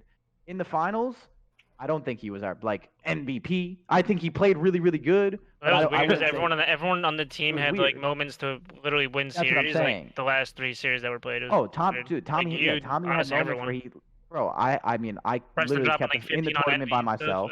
But yeah. then Dylan finished it out, and then Preston literally got us to the finals by smoking Envy himself. Tommy with his guy. consistent slaying, so it's like we were all MVPs. Personally, I don't even believe in MVP, by the way. But that's Yeah. a whole other topic. Because you're on But, these like, crazy that's fair. teammates. Especially in Call of Duty, because someone's got to Yeah, make I the don't plays bel- for your I- people to do yeah. well and stuff like that. Yeah, I don't believe in MVPs in general, but if we're talking about the topic, I'll go into it. But it's it's just so hard. Tommy was definitely our MVP throughout the Pro League last year. He was our best player. He was our hard carry. But in the finals, Tommy didn't just carry us to the win. I 1v3 to keep us alive. Dylan finished it out. Preston got us to the finals. Tommy kept us there. It's we were a team. Mhm. You There's no win. You MVP. win in Call of Duty by setting your teammates up for success. That's So how you counter win. argument for you guys then, because There's no such thing as MVP in my opinion. in college football, they do they give out different awards for every different position. So they do best of offensive lineman. You guys rather see more awards like that where you have different roles, Best best AR, best, bait yeah. sog role. I mean, to be honest, I think that's more the award would be cool, but I think that's already kind of a universally verbally agreed thing. Is that Yeah. guy's the best AR, that guy's the best also do sub. it. Yeah. Yeah, I mean, yeah, and you got guys that make player cards and they, yeah, it just shows you who's the best. There you go. I like that idea. It's hard. It's just so hard, especially in Call of Duty, to say. I just don't believe in an MVP because yeah, Sam got our MVP and so did Austin. They both had amazing events, but you're gonna tell me, wait, was it London? Yeah. Or if Kenny doesn't run through blue window and 3-piece optic, we don't go to the finals. You know what I'm saying? Yeah. It's yeah, Sam won the MVP. But Kenny's the only reason why we. You know what I'm saying? But so I thought Kenny there's deserved it. moments that a team comes together. Yeah. I thought even Kenny that, deserved it then too. So, but the thing is yeah, he could have deserved it. But Doesn't then Sam matter, showed yeah. up to the finals and played like a freaking monster. So it's Yeah. there's so much and even Yeah. I think it was Preston last map against E United in the finals of London on that gridlock hardpoint. He turned into a demon. He was a walking 3-piece. Mhm. And it's once again, if he doesn't do that and we go game 5, maybe we lose. Maybe we go to a second best of 5. I think it's so better you if have they no just idea. have a finals MVP. I Like literally I just strictly for I don't know. finals. I hate not the event. MVPs because Oh, I that's just actually a think- good point. I just think it just comes down to a team effort. I hate the word MVP because everyone sets each other up for greatness, and that's the whole point of a team is to be a team, not LionMan, not to play for the LionMan player card and be like, oh, I got the MVP. That's seriously how some people think. Yeah. People will Yeah. walk It's back just- and be it's like, just- I don't it's know, just I didn't different lose in that series. I had a sports. 1.3. It's no, you lost the series. You were on that team. You lost. Yeah. You did. You were on the team and you got an L. But that mindset is so Sports is just different because common. if you're hitting in baseball, you're not getting set up. You're just playing well. Football, if you're a quarterback, you're just Go throw yeah. But passes. if someone on your team in Call of Duty takes a long route and sets you And up fucks up your and blocks spawns. and Yeah, spawns, and set up. yeah, that guy's the most important guy on the map, but you don't know it. Yeah. While Sam's on the Lambo Heady, lamped up, getting 3 pieces. Collecting hill time, You got- getting a you got- 2.0. You got Slasher. You got Slasher in the back blocking the spawn, seeing no one. So it's but that's a team effort that set him up at that current moment. The next time that hill comes up, Octane will be in the back, and Kenny will be on the Lambo. You know what I'm saying? So it goes. It's just a team thing. I don't know. That's Mhm. why I don't like MVPs in COD. It's so much So more weird. than that. Yeah. It's more of a. There should be more of a conversation instead of just a quick Yeah. I don't know. People and then people throw people under the bus. It's so controversial every time it gets announced. Mhm. Yeah. And even throwing people under the bus. I would love for someone to come at Cap or someone that's not doing good statistically, and then just be yeah, he sucks. But the reason That's what why I he hate about the sucks is laziness because of you people see this talking play about- on the minimap, he went here and he made a bad play here and he caused the spawns to do this. But Mhm. instead, most people are just oh, this guy sucks. He has a 0.7. Yep. It's no, that's There's nothing worse, Chris. All There's my nothing fans.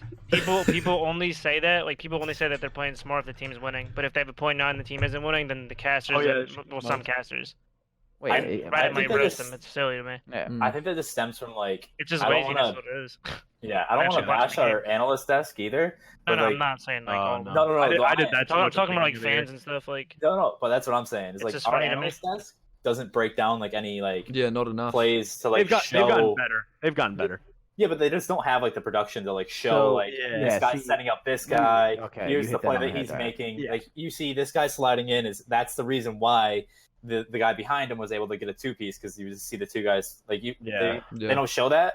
So then Like- players like see the kill feed and they're like, oh, this guy just ran in and died. What was he doing? It's like Scump's stun Yeah. on Seaside to beat E United when they United made that comeback at Vegas all the way back. Sure. And Scump threw that stun in, and years all ago. Benson said was karma, like, but it was actually Scump's stun the whole time. But that's the thing, is a team effort, and Yeah, what it's an you said, example. Yeah. to defend the analyst desk, because I was an analyst at a point in time. I wasn't really first time coming I at them. I retired. know I said that, but I was No, talking I about know. my Oh, no. I know. But this is to clear it up when this gets posted. Obviously, I don't want people just to be like, "Oh, the analyst desk sucks." It's not what it is. Yeah, I was on the analyst desk when I retired the first time, yeah. and you just flat out don't have enough time.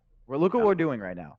We're doing a podcast. This is probably been what are we, like an hour in already? Yeah, longer. We are doing a podcast talking about this, and we're an hour in. The desk gets 2 minutes max. You know what I'm saying? So it's like you can't break down. I'm not saying you can't break down COD and stuff, and like that's why I do my podcast, and that's why you guys are doing this podcast, and that's why more podcasts hopefully come out to fruition. Even like when my contract is up with 100 Thieves, and like I'm not a coach, and if I don't get re-signed or whatever, I'd probably do more of like an in gameplay like breakdown podcast if I'm like a free agent.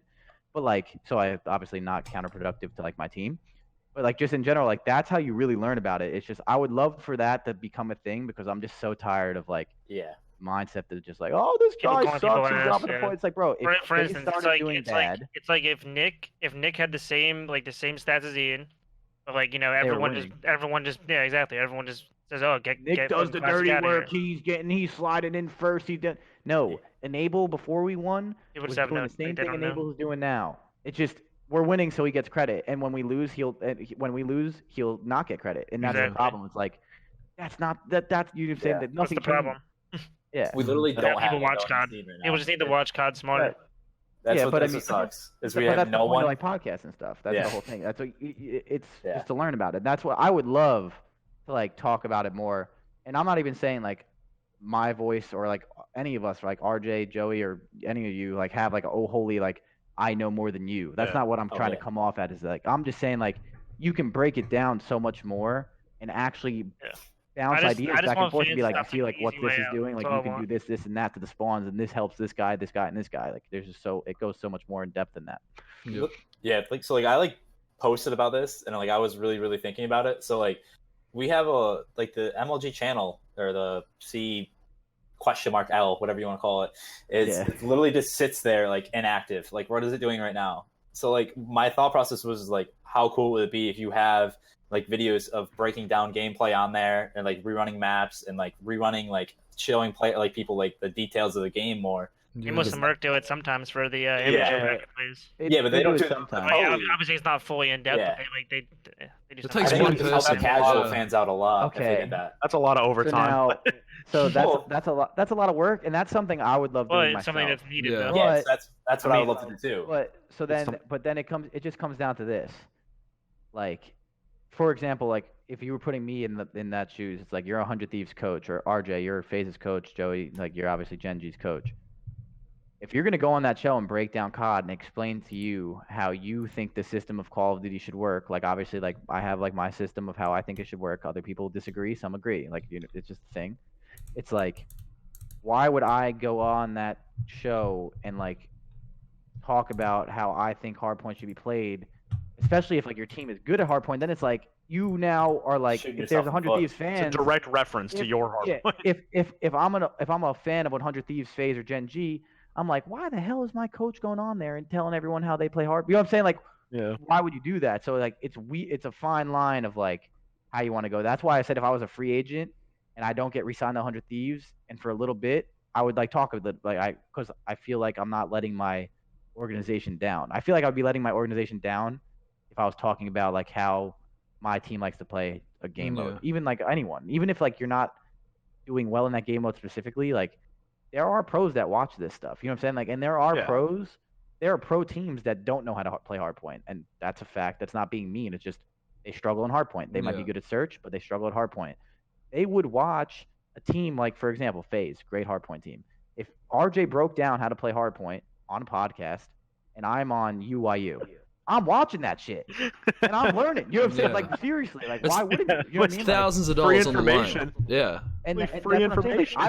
I will take anything, and even if I'm like egotistical and I'm a player and I'm like, RJ doesn't know shit. Like I'm a pro and he's not. He's just a coach. Like, well, you want to go down that route? Even if they watch and they pick up on one thing, literally one thing, RJ just helped the competition beat his team. Yeah. You know what I'm saying? So it's like, Yeah. it's weird. That's why it's such a weird topic. It's like, I don't Yeah. know. I would love to do what you're saying though, because I know I always say this line, and I really do mean it. If you were to throw me a TV anywhere right here and give me a mini map of a 10-minute hard point, I can probably talk about it for 40 minutes. Yeah. Just like okay, an just 'cause, NFL like- Live, like an NFL Live just for Call of Duty would be. Sweet. That's what I live for this shit. You know what I'm saying? Like I Yeah. love this, and that's why I like it. But like it's just so hard Yeah, but to do that. imagine if Bill sometimes. So it's Belichick like hosted that, like that, you know? yeah. Oh no, I'm not even saying like one of you guys host it. I'm saying like if they like got more analysts, Yeah. not- Yeah. they're- They could like definitely just do so that. they're not overworked. I'm not saying they're currently Maybe, bad. well, maybe for next year when it's more like. Yeah, They yeah, might. that's what I'm hoping for. Shit. They might. It would be Instead, cool. I more mean, than I just so would. they I can wish do I could do more something like things. that. Yeah. Yeah. It would be cool though, because I think that's a good idea. Like, it's just a lot of people. Even when I do my Crowder hours or I talk about COD like on my stream, like a lot of people always say, it's like, yeah, like I never even thought of it that way. You know what I'm saying? Like I never thought you could do like hardpoint like that. That makes sense. Like I've had some people come up to me in my stream and say like, hey, like my team's struggling on this. Like, what do you think I should do? And I say like basic stuff, Yeah. and they're like, oh wow, like I didn't even realize like that would help us so much more. And then they come back to me and they say like, wait, like yo, that like little tip like helped my team get way better at that. And I'm like no problem. Like it's like I would love to help people like understand it more. So that's awesome. Yeah. And that's Yeah. the biggest gap in my opinion between an amateur player and a pro player is the mental thinking and positioning and like that game. It's not most amateur players shoot really straight. Yeah. Like a lot of Definitely. them like shoot really straight. I played league play last year in World War II. Those kids have the gunny. They do. They really do. And like the thing is though is like most of them just don't know what the hell they're doing yet. You know what I'm saying? When they learn it, they'll be very good players. So it's more of just like Even that the ones that process do, of they it, don't yeah. like practice well and they can't. I don't know. A lot of amateurs have trouble playing the right way for 10 minutes of Call of Duty. Yeah. It's Well, true. I mean, if we're gonna go down that road, Composure I mean, and just the whole nine. it just comes down to I said this on my first Maturity podcast. level. I've said this on my first podcast, and I'll say it again. It's just I feel like all I ever see are like this is not like the like amateur bracket like all of them because obviously that's a big player base. But like the top amateur teams that like some of them I follow, you know what I'm saying, like the players that I've like met throughout the years, I just see like 90% of them just complain, dude, about everything. Like, bro, we're hosting, we're playing scrims, and my West Coast players are playing on an East Coast host, and they're not saying a word. Yeah, they might say like a couple comments here and there, but it's not. If it's shutting not down They're not practice. tweeting about it. Yeah, it's not Yeah. It's not shutting down practice. Where like I see a lot of amateur players. The host sucks. Traveling sucks. This sucks. That sucks. This sucks. And then these guys suck. I can't believe I'm scrimming against these guys. These guys don't know what they're doing. It's like, bro, you are getting 24th place. These guys are getting 32nd. You both suck. You know, like seriously, like stop, Yeah, like but- drop the fucking ego and just try and actually become like better. Like unless you are winning event in event in event in event, even like teams that won, like we won too, like we still suck. Like we still have to get better. Like you know what I'm saying? Like we can still Yeah. get better. Like so it's like having that ego about yourself and just complaining about this and that and this and like, oh, I want to run their annihilator, or I want to run this. It's like, dude, shut up and just like actually focus on like becoming a better player. I feel like I mean I could be wrong, but I just feel like every time I go on my timeline and I see a tweet, it's just always like, I can't believe these guys are having me play on this host in scrims. This is ridiculous. It's like no one cares. You know what I'm saying? Like it's just, How did we even tangent into this? What was the question? MVP of the Pro League. listen, Well, bro, that's Yeah. Oh, so mine's all formal. these true, are good topics though. This is Oh good. yeah. All right. good. So have we But- finished this But one? Joe, you agree with that, right? Wait, 100%. Yeah, okay. Wait, I was literally making said- sure. I tweeted at I feel like I tweeted like Casey yesterday or the day before during like their little like the national qualifier. I said little like it was like that was the most pretentious thing I've ever said. But during like their national qualifier thing, and I was like, wait, like, you're outside of the league, like you're all horrible. Like you just actually just play the game and get better, and you might be able to do something someday. And that specific mindset though is what like a lot of top tier pro players have. Like, if I'm not winning, I suck. I don't care if I got second, third, right fourth, fifth, mindset. sixth, These seventh, amateurs eighth. Even if you're winning, these amateurs also come Yeah. home and they talk about their teammates' one bad map that they had and their one best of 3 series and drop them, and then it's the same cycle Yeah, right. over and Yeah. over and over again. And that goes As to, if you could have put Dashy in a best of 3 versus amateurs and he might get shit on the hard point. Like it he might have a bad map. Yeah. And to what you just said, that's That another happens issue every too. event with all these amateur teams. I'm telling you. It's just, bro, Fact. when does the line draw? I mean, I can tell you this personally. Teaming with Preston Priesta, like, I sucked last year. I had a moment in COD. I think it was the end of the first season before we won the event. I was terrible. I was in my own head. I couldn't get anything going. Like every lobby I would spawn in, I'd just get smoked, and I felt it. And I was like, dude, I feel like I'm just holding everyone back. Like I don't know what the fuck I'm doing wrong. Preston, like every amateur player, goes into the pro lounge. Oh, Chris just fucking sucks. He's costing me. I can't wait to drop him. Blah blah blah blah. Right? That's what they do. They tweet about it. They do what RJ just said. Yeah, but you're one of Instead- the rare players though that can like break down his own gameplay and like Just get actually better be, like, naturally, yeah. it's not But just yeah, but the- if you're getting- it's not just my gun that sucks ass. Like I'm doing something wrong. I mean, Yeah, but but if see, you're but- getting smoked and you have an amateur player on your team like Preston was, then that's just gonna Oh, yeah, happen. yeah. No, Like, yeah, that's yeah. just that.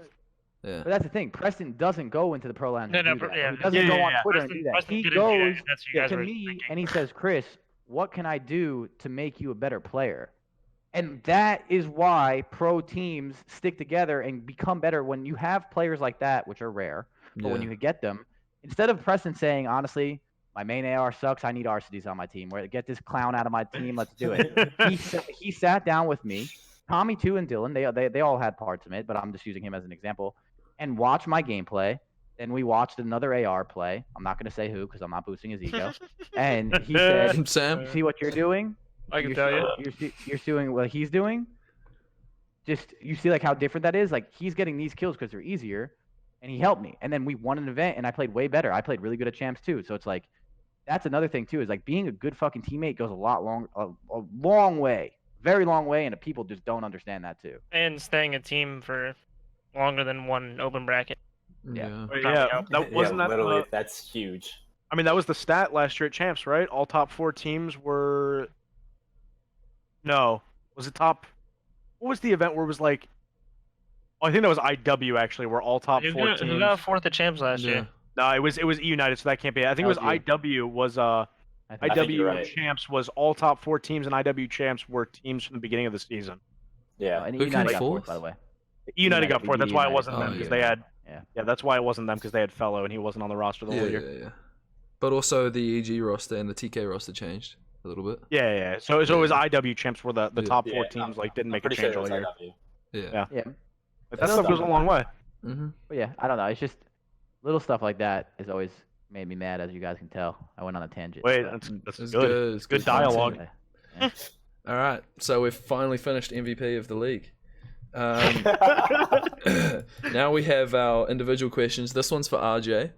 Why did you feel it was necessary to pick up Easy for real? Mac as an analyst, and what does he bring Yeah. to your coaching? Brings everything.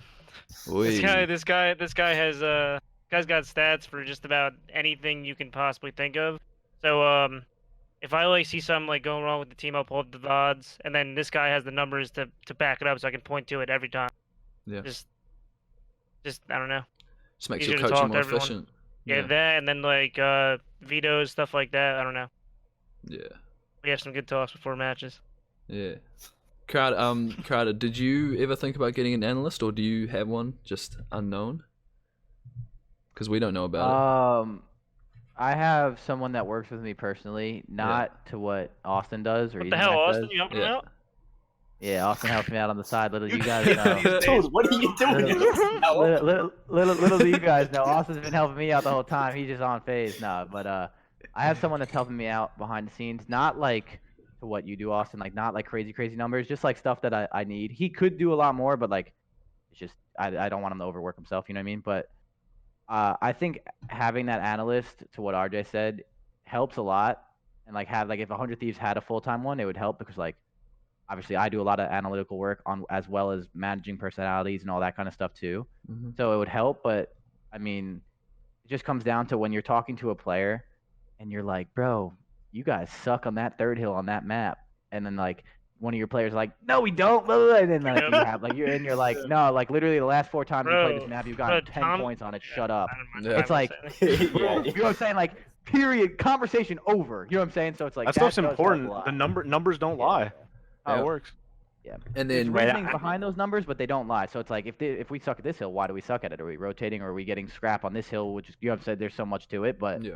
it makes that argument with a player sometimes a lot easier than it has to be, because sometimes like when you're in the game, you're like, I don't really feel like we suck at that hill, and it's like, well, you got 5 points on it in the last 4 days. Maybe you should start Yeah. changing that up. I don't. You know what I mean? Like, so it definitely helps. So Yeah. it depends. And then we've got Joey, who obviously does his own analytical work. But do you want Right. to speak on that at all, or just? I mean, so that's like probably just being like the personality that I am, and like, you know, because I would never walk into any team that I'm a part of and automatically think I have this like extensive knowledge pool greater than all the players. Like, what the fuck am I? Like, so a lot of my work is super analytical. Probably I would say 60 to 70% of it, just because I think numbers are really important. I think manipulating a veto process is important if you know how to do it correctly. I love just watching COD, so I like doing all that work by myself. I don't know. I just like having that role, and I like just having information on hand at all times. Yeah. Wait, question for you. So in coaching for you, what do you think? Like, breakdown and percentages wise, obviously an estimate of like what you think the most important thing is that like a coach for you, or what you do specifically. Obviously, every coach. is Yeah, different. so I'm I would curious. base it differently for me because now, like Austin and other people, you say you have someone behind the scenes too. It's different because there is an analyst and there is a coach. It's 2 different things. So for someone like me and like the work that I put in, like I'm sitting in, obviously I'm in the lobby every night, sitting in there watching scrims, putting in whatever input I feel like I can as that 6th man, like that outside perspective. But then past that, I'm also watching, an obscene amount of matches, from probably matches that don't actually matter, and I just enjoy looking at them, like dissecting anything that I can from it, Mm-hmm. putting those like statistics on paper, and having like a reference point at all times. Like that laptop that I carry around with me literally everywhere I go. I don't do that just because it's a laptop. Like I do that Wait, because people ask me that too. People ask me like, that too. Why do you always got that laptop on you? Like, bro, like that quite literally has everything I need in it to make sure that I can do my job the best I can. Percentage wise though, like I said, probably, I mean, I do a lot of just like templating, analytical work, like making sure that like there's no lacking information. And sometimes it's a lot and there's a lot that goes into it, but if that like little extra stuff can make my team better, then obviously I'm going to do it. Mm-hmm. You know, But- I was just curious because like obviously Definitely, each so- coach and each team is different, so it's like weird. yeah, and like so someone like me, I would say the coach from my point of view that is a direct opposite of me would be Bryce Paceno. It's like a complete opposite to me. Like I agree with take things very literal. Numbers on paper, everything. And Bryce is that guy that's just like, he is like the definition of a verbal coach, like Yeah. like pointing out, like a strategic coach, like pointing out what's going wrong here and there, like, oh, this is going on the map, this is happening wrong. Yeah. And like that's obviously a great thing, and like going into next year too, that's going to be so important. But we have different, like very different styles of doing things, and I think those work well separately. I think those work well together at some point, like Yeah. in the future, like the way Call of Duty expands. But I think every coach is different. They do different things. I think having an I mean, analyst every and a coach has a coach on your different team, team, yeah, you know. exactly. And that's why I think like I've always thought judging a coach is like the most asinine thing ever, because I don't know how in the world you could ever say if a coach is good or bad if you are not Yeah. working with them directly. Because you have zero clue what And that will what they're never bringing make to the sense to table. me. Yeah. That's why I've Like, even I made think- coach cards. So like, I mean, I just don't think you could. Like, so like Yeah. on trading shots earlier this year was one of the first episodes. The question, and it actually got me like visibly angry. Like the question was, are coaches a necessity or just nice to have? Yeah, see, I hated that question. Huh? Like, Have they not What? heard teams like talk like after practice? Like the scrims were literally live streamed. Did they not listen to how those were before coaches? Yeah. I mean, structured. I can personally tell you from being a player, and then being a coach, and being a player more importantly, that I think coaches are 100% necessary, and it's we were the worst hardpoint team in the world last year. We were a team full of talent that couldn't get it right. And we had a vision. Like I had my system that I wanted to get to play, but when you're a player, it's very hard to teach other players and like get everyone on the same page as well as worrying about your own game. It's not easy. It's very hard for anyone to do. Having an outside perspective, watching other people play, including yourself, like it changes it. Like when we picked up RJ, at first RJ wasn't even our coach. He was my personal coach. I hired RJ as my personal player coach, like to watch me only. Wow. Because I was struggling and I wanted to play the best I could play at champs to win the champs. So obviously, I wanted to be the best player I could be. That's awesome. So I hired him like on my dime to obviously make sure I don't suck because I didn't want to let anyone down. He ended up turning into our actual coach, which everyone knows from last year, FaZe, if they watched, we went from the worst hardpoint team to the best. I think we were the best hardpoint team at that event. I'm pretty sure statistically we were. If not, we were like the second best. And winning like 7 matches in a sounds row. right. Yeah. Yeah. And yeah, literally, like we went on a run that was unheard of. That had nothing to do with other than having a coach that helped us get on track faster. What we did with RJ would not have happened in that month and a half span. That would have taken 6 months because when you don't know what's happening, some players don't remember what they do. Some players lie about what they do, and this is not talking about my FaZe team anymore. This is just in general. Yeah. Like they lie or they don't want to like own up to it. Some people just can't admit they're wrong. You know what I'm saying? Like, or someone on the team might think that something's like happening because of some other reason, but they're like completely wrong. So you can just and then the coach is just like, boom, Tommy, I saw you do this. Chris, you made a bad play. You did this. You're both wrong. You both should have done this. Boom. End of argument. That without a coach sometimes literally takes days. As terrible as it sounds, it does. Oh, it does. Like, and if someone's arguing, then you have the VOD to go back and watch it together, so you can get on the same page. Because clearly someone's got to be right. There's teams that lose and don't watch VODs together. The coach's job, if you don't get your ass in the fucking thing and watch, I will just go tell the owner of this, and you're getting your ass fined. You know what I'm saying? Like, if you're going to be obnoxious about it, like he just keeps they're 100% necessary. That's a horrible question, Joey. I actually hate that question too. And that's coming from player side of me. Right. That's not coming from Coach Crowder. This coming from Crowder that got shit on earlier this year.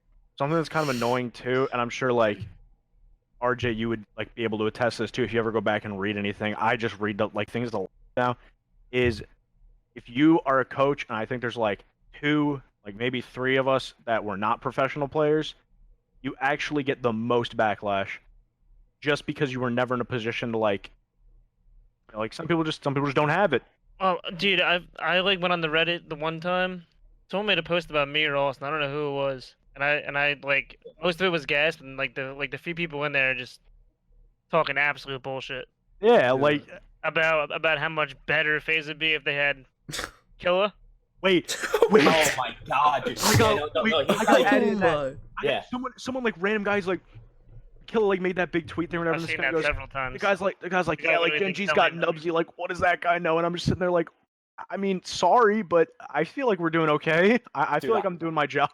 I literally went on a whole rant on the subreddit because like I hate like there's some idiots on there, and I'm like, first off, like I don't know what other coaches bring to the table. That's literally what I said. I can't speak to other teams, but I'm like, you guys have this whole misconception that like RJ is just sitting there, just like, hey Tommy, that was a nice headshot over there, man. Like when he says something's wrong, the guys aren't like, no, it isn't. Like guys literally like say like, okay, like we just need to stop doing that and like try to find a fix for it. Like, and like no one's arguing with each other. Like people can't argue with podcaster. Yeah, people literally think that like RJ's sitting there or like you. It's like for some reason like they think you don't have thumbs for some reason. So like I'm like. They know the game. They are very knowledgeable about the game. Like they know what's happening. They know what the airs are. The guys I also listen literally to them. learned Call of Duty with Chris. Yeah, that's literally literally since I was about 10 years old. That's the same thing with me as like the core group of friends that I came up with like in Call of Duty in a competitive environment where Alec, Preston, like Chance, all these guys that understand the game, and I literally just sit there and we used to play GBs for 2 years straight, and we would play GBs casually, and I would get roasted for making bad plays. And like that stuff sticks. Like you learn how to play the game eventually. Like you know what's right and wrong. And I'll even say now, like I speak for myself here. I'm sure my team would say the same thing about me. I could definitely be more knowledgeable about the game.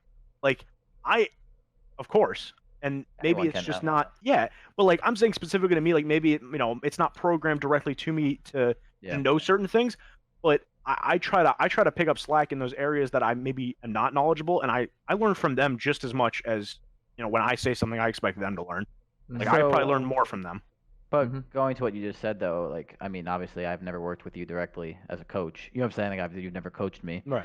But, like, obviously, you just said, like, you're not, like, the most knowledgeable in the sense of, like, obviously, you're not some COD guru. You know what I'm saying? Like, I don't think really anyone is. But, like, everyone has their philosophies and systems in any sport. Like, every coach has their own style of what they want to play. But I'm sure you're not, like, Envoy.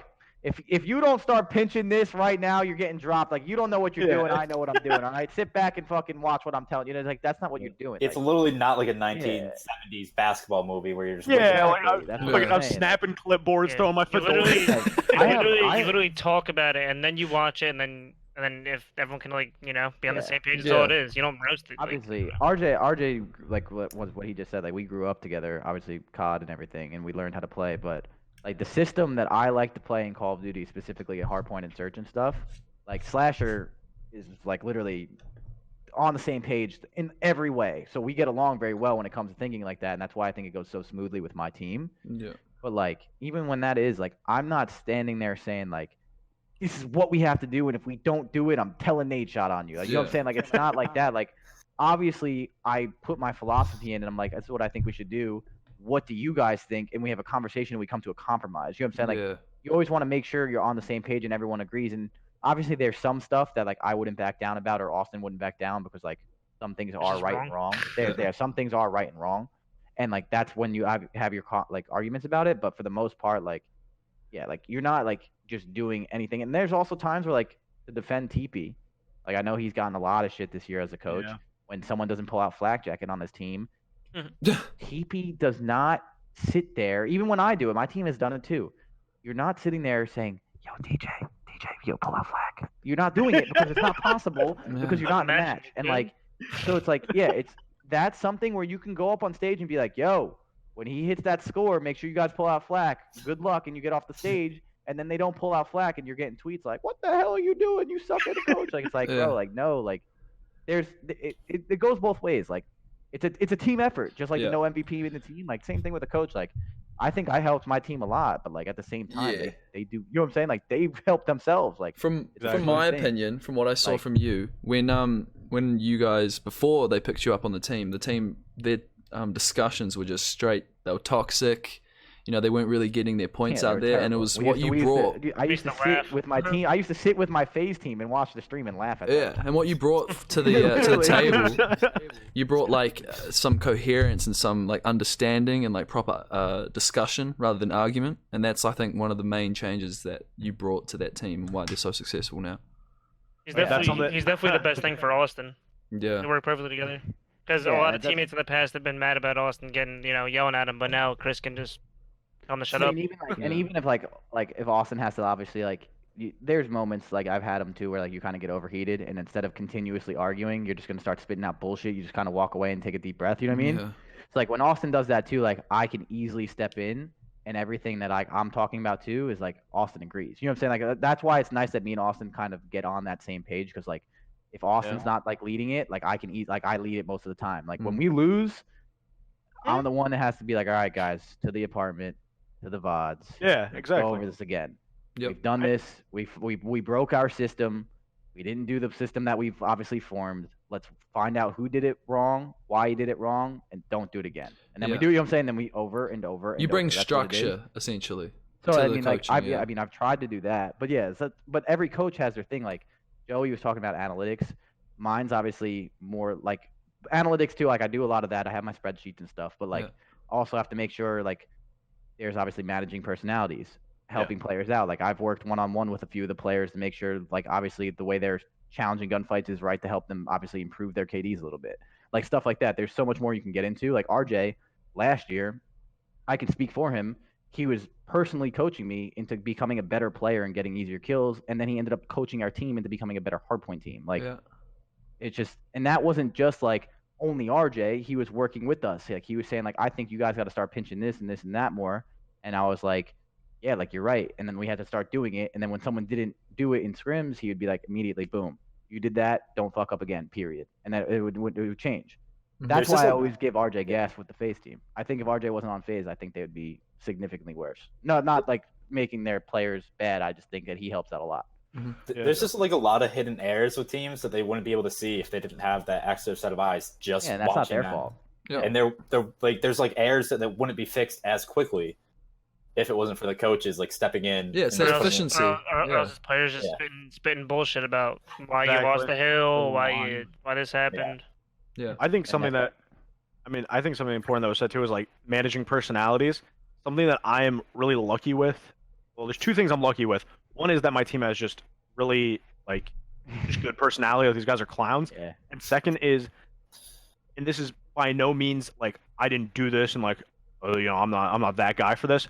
My personality is like I'm a clown. Like I'm literally, I try to bring like I just bring those vibes naturally. So like when if we get smoked on a map, if we get like 250 to 120 on a map, if I'm walking on that stage, I could give no facial expression. These guys will literally start laughing. Like I could just look in the eyes and they're like, okay, like come on, we know we're terrible now. And so like just being able to like walk up there and have fun constantly and like, you know, go through VOD and stuff and just, you know, always bring a positive energy to where people aren't gonna just argue all the time. I'm just lucky to have, I guess, that. And like and especially a team that can like is meshable with that too, like can actually manage that. Because I've definitely had players before that I've worked with where I felt like I could kind of just like it's just not gonna be a like I could bring the good vibes, bring positive energy. I'm not gonna get that back. Yeah. But yeah, I think coaches are important. I will always believe that. Obviously, just because my job, it's two other people in here, you know, analyst here, coach. Like we're all gonna think that the job is important, obviously, but.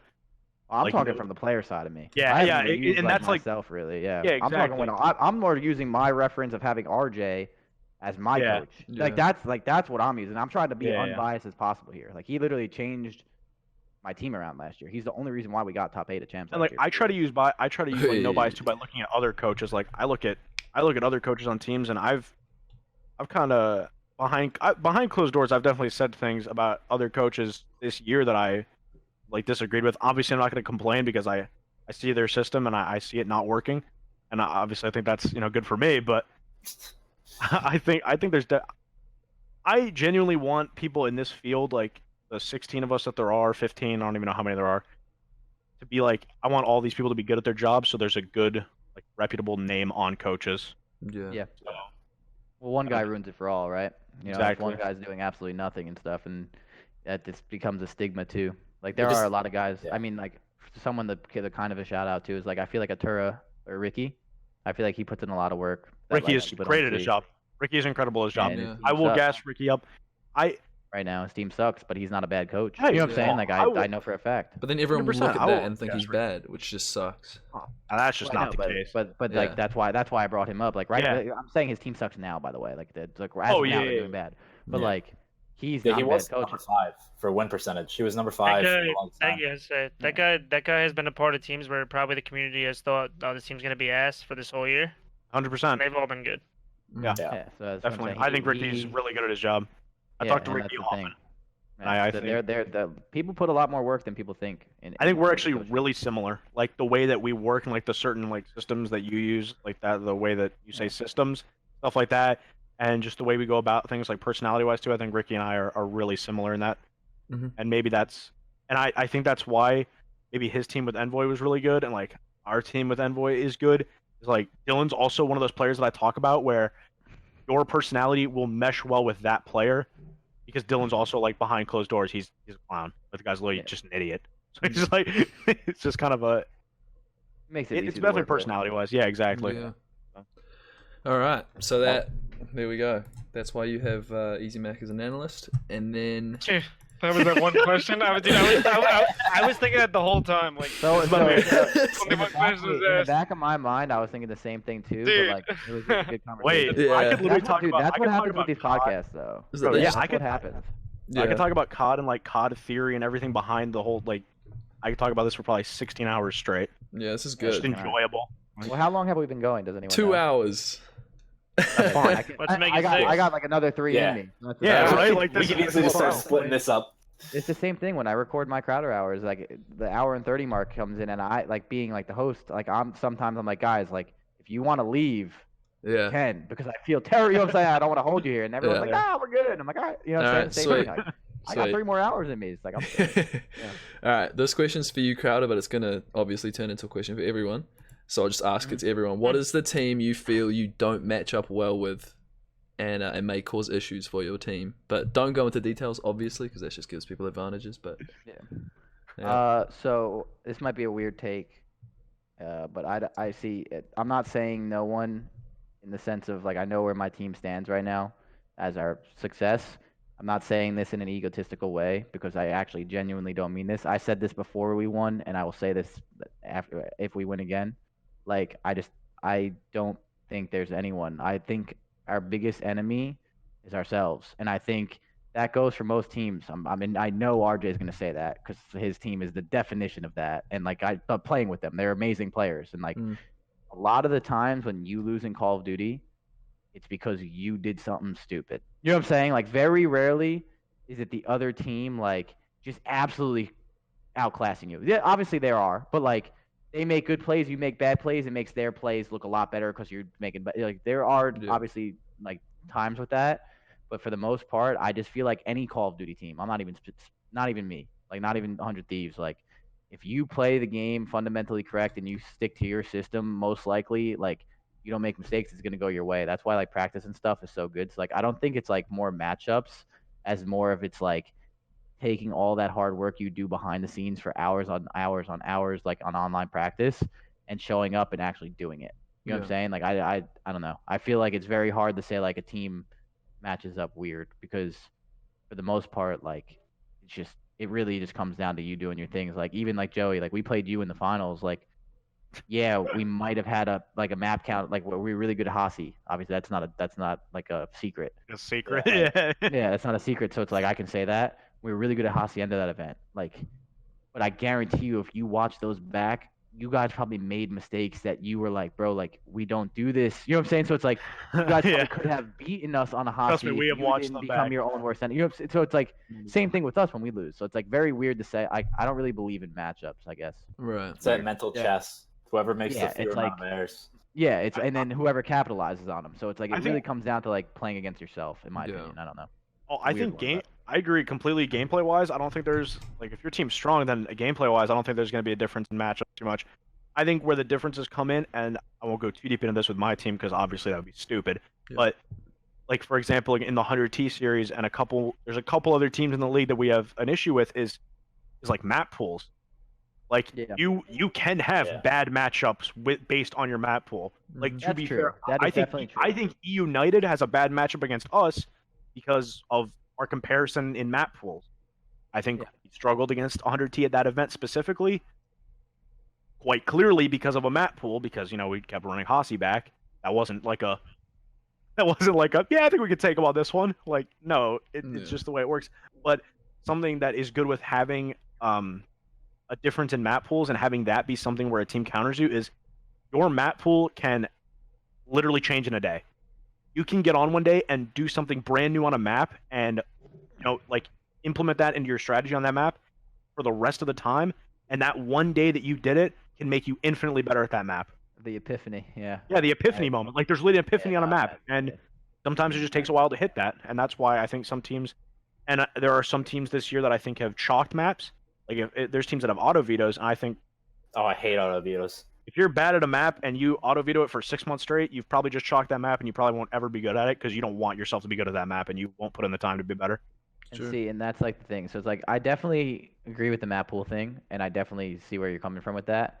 And like to like what I kind of said, it's more or less like I just feel like with map pools and stuff, it's like I just feel like when you practice and stuff, like that's the whole point of obviously practicing, like to really widen your your map pool. Like obviously some teams have better ARs than their subs, so they're probably better at Hasi and Arsenal. You know what I'm saying? But like, and like same thing with like frequency and Seaside. But for the most part, like I truly, truly, truly believe that like if you just play the correct system of Call of Duty with the team, no matter what's on your team, you know what I'm saying? Like the better ARs or better SOGs, like you can beat anyone on that map. So it's like more or less like playing against yourself. But at the end of the day, you're never perfect. No one's just going to be 10-0 on every hard point because then they'd be perfect. Right. So it's like you will have map pools here and there, and I do see what you're saying. But like I'm a true believer in like perfection to like as close as you can get to perfection, where like you should just be good at every map. If you put in the time, really put in the time, like even TK last year, never playing like Doc CTF. If they play a team that's nasty at Flag Tower CTF, they're screwed. You know what I'm saying? So it's like a lot of people might not know this, but they literally didn't that's when the scrim map. matchups happen, in my opinion. Yeah. But if you're Everyone a genuine team, I feel like that's different. Wait, RJ, were you about to say they didn't scrim it? They didn't scrim it. Yeah, I know. Literally didn't scrim it. Wow. They didn't even scrim the map. Oh. That's just Well, yeah. asinine to me. And see, and they were good. Obviously, they were still a great team, and it worked out. But they could have been better. The way I always view things is like you could They probably did it with still Val be Card better. Point too, right? Yeah, Valcard Point, you never played them in it. So it's like when you played them, it's like if you were a really good Artemis Forest team, Which you we have the got one up at on the end. TK. Yeah, you know what I'm saying? You have the one up on TK right there. So it's like just little things. Like obviously they're still a great team and they're still doing good. It's just I feel like if you're a genuinely well-rounded team and like you really put in the work and like analyze your maps and be like, yo, we actually suck at this map. Let's get better at it. Like I think it's not about the matchups of others. It's about the matchups with yourself. Yep. Some teams just didn't know how to veto last year. I mean, you guys won season 1 playoffs, and we got to play docs over and over again, 2 straight series. Oh, So I it don't was know what the hell lovely. that was. I love that. I mean, I worked with Elevate last year for champs, and Optic was one map needed to just not lose one more map or needed to win one more map to make it to that like bracket play. Yeah. And because they didn't put in research, and I will 100% blame them for this consistently too, because I worked with Elevate last year, and when the second our pool was announced, I put in an obscene amount of work just learning what these most random teams were good at. I had probably 10 pages of information on Supremacy, like a map that you can just like a team rather that you can just out talent. I was still putting in that work to like figure out what these guys were good and bad at. And then we play Optic in that pool, and they play us on USS Texas S&D when we have Major Maniac, who at the time, if they did even a slight amount of research, would have known that he is one of the best snipers in that game. Yeah, we vetoed that against you guys last year. I remember that. Right. Even a little bit of research, and they got just body bagged on the map by Mike, just sniping them. Yeah. And they didn't make it to bracket play, and I'm not going to blame them for that. That's obviously corner case scenario, but they didn't have to play that map. And it was super unfortunate that they did. Yep. All right. So, moving on. We now have... This was the last... Oh, no, this is the second to last question. This was mainly for you, Joey. And it's, can you explain the roster situation with Naga in space from your perspective? I can explain as much as I've already explained on my stream. Yeah, go for it. So, and I can also... So what I kept saying on my stream a couple days ago was I am willing to say as much as I can without being problematic in my own definition or criteria of That's the word. completely fine. So, I want to first say that, and this is the first time we benched Space. He is a great player, great teammate, great friend. There's just a system in place with our team that I expect no one to understand. I expect no fan, no viewer, no analyst caster to understand. There's a system with our team that you genuinely just have to sit back and trust. And we showed that when we brought on Dylan.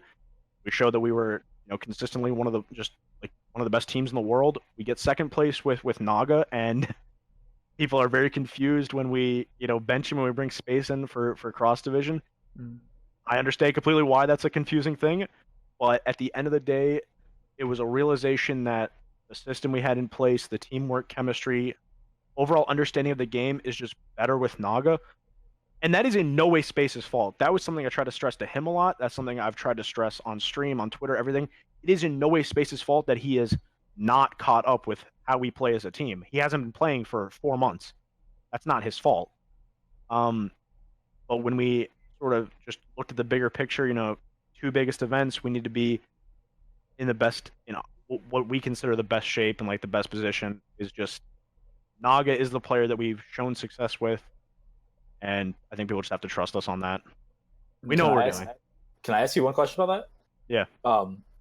I didn't see this anywhere, but with the SOG update coming into play, were you guys making that play to put Spacely back in the lineup with I saw that I didn't see this, but with putting Envoy in more of a Maddox role, and then having Spacely sub back into the Sog role, and then when that Sog buff hit, did that change anything, or was it just straight up this system wasn't as oiled as it used to be? So you're talking about system with space? Yeah. So like, were you guys? So basically, like, question one was like, was it like, were you guys like thinking like, let's put Envoy on the Maddox, let's have our 2 Sogs be Space and Havoc? No, Space was our Maddox. Oh, was he? Okay. Yeah, Space was our Maddox. We only played 2 maps, 2 different maps at Cross Division. Yikes. So you didn't really get a good way to like show that. I can see why. Actually, I see why people didn't know that. Actually, now, Space was actually, if anyone scrimmed us or anything, they would have saw he was actually our Maddox. We just like copy and pasted him into Jared's role. The Sog thing, that was never really. I mean, it definitely was in the back of our minds, like, oh, we have Space, and now like you can run 3 Sogs, yeah. Yeah, easily. Like we can definitely do some different Sog stuff now with him. That's a little bit more. Yeah, like frequency would be great. Yeah, exactly. So that's definitely a thing, but yeah, exactly what you said. It's just there are methods behind our madness, just how there has been the entire year. Things that we definitely don't want to and really can't talk about, and people just have to sit back and trust. And I will always take the hate and negative comments because we probably look like idiots. We look like psychopaths, cynical monsters.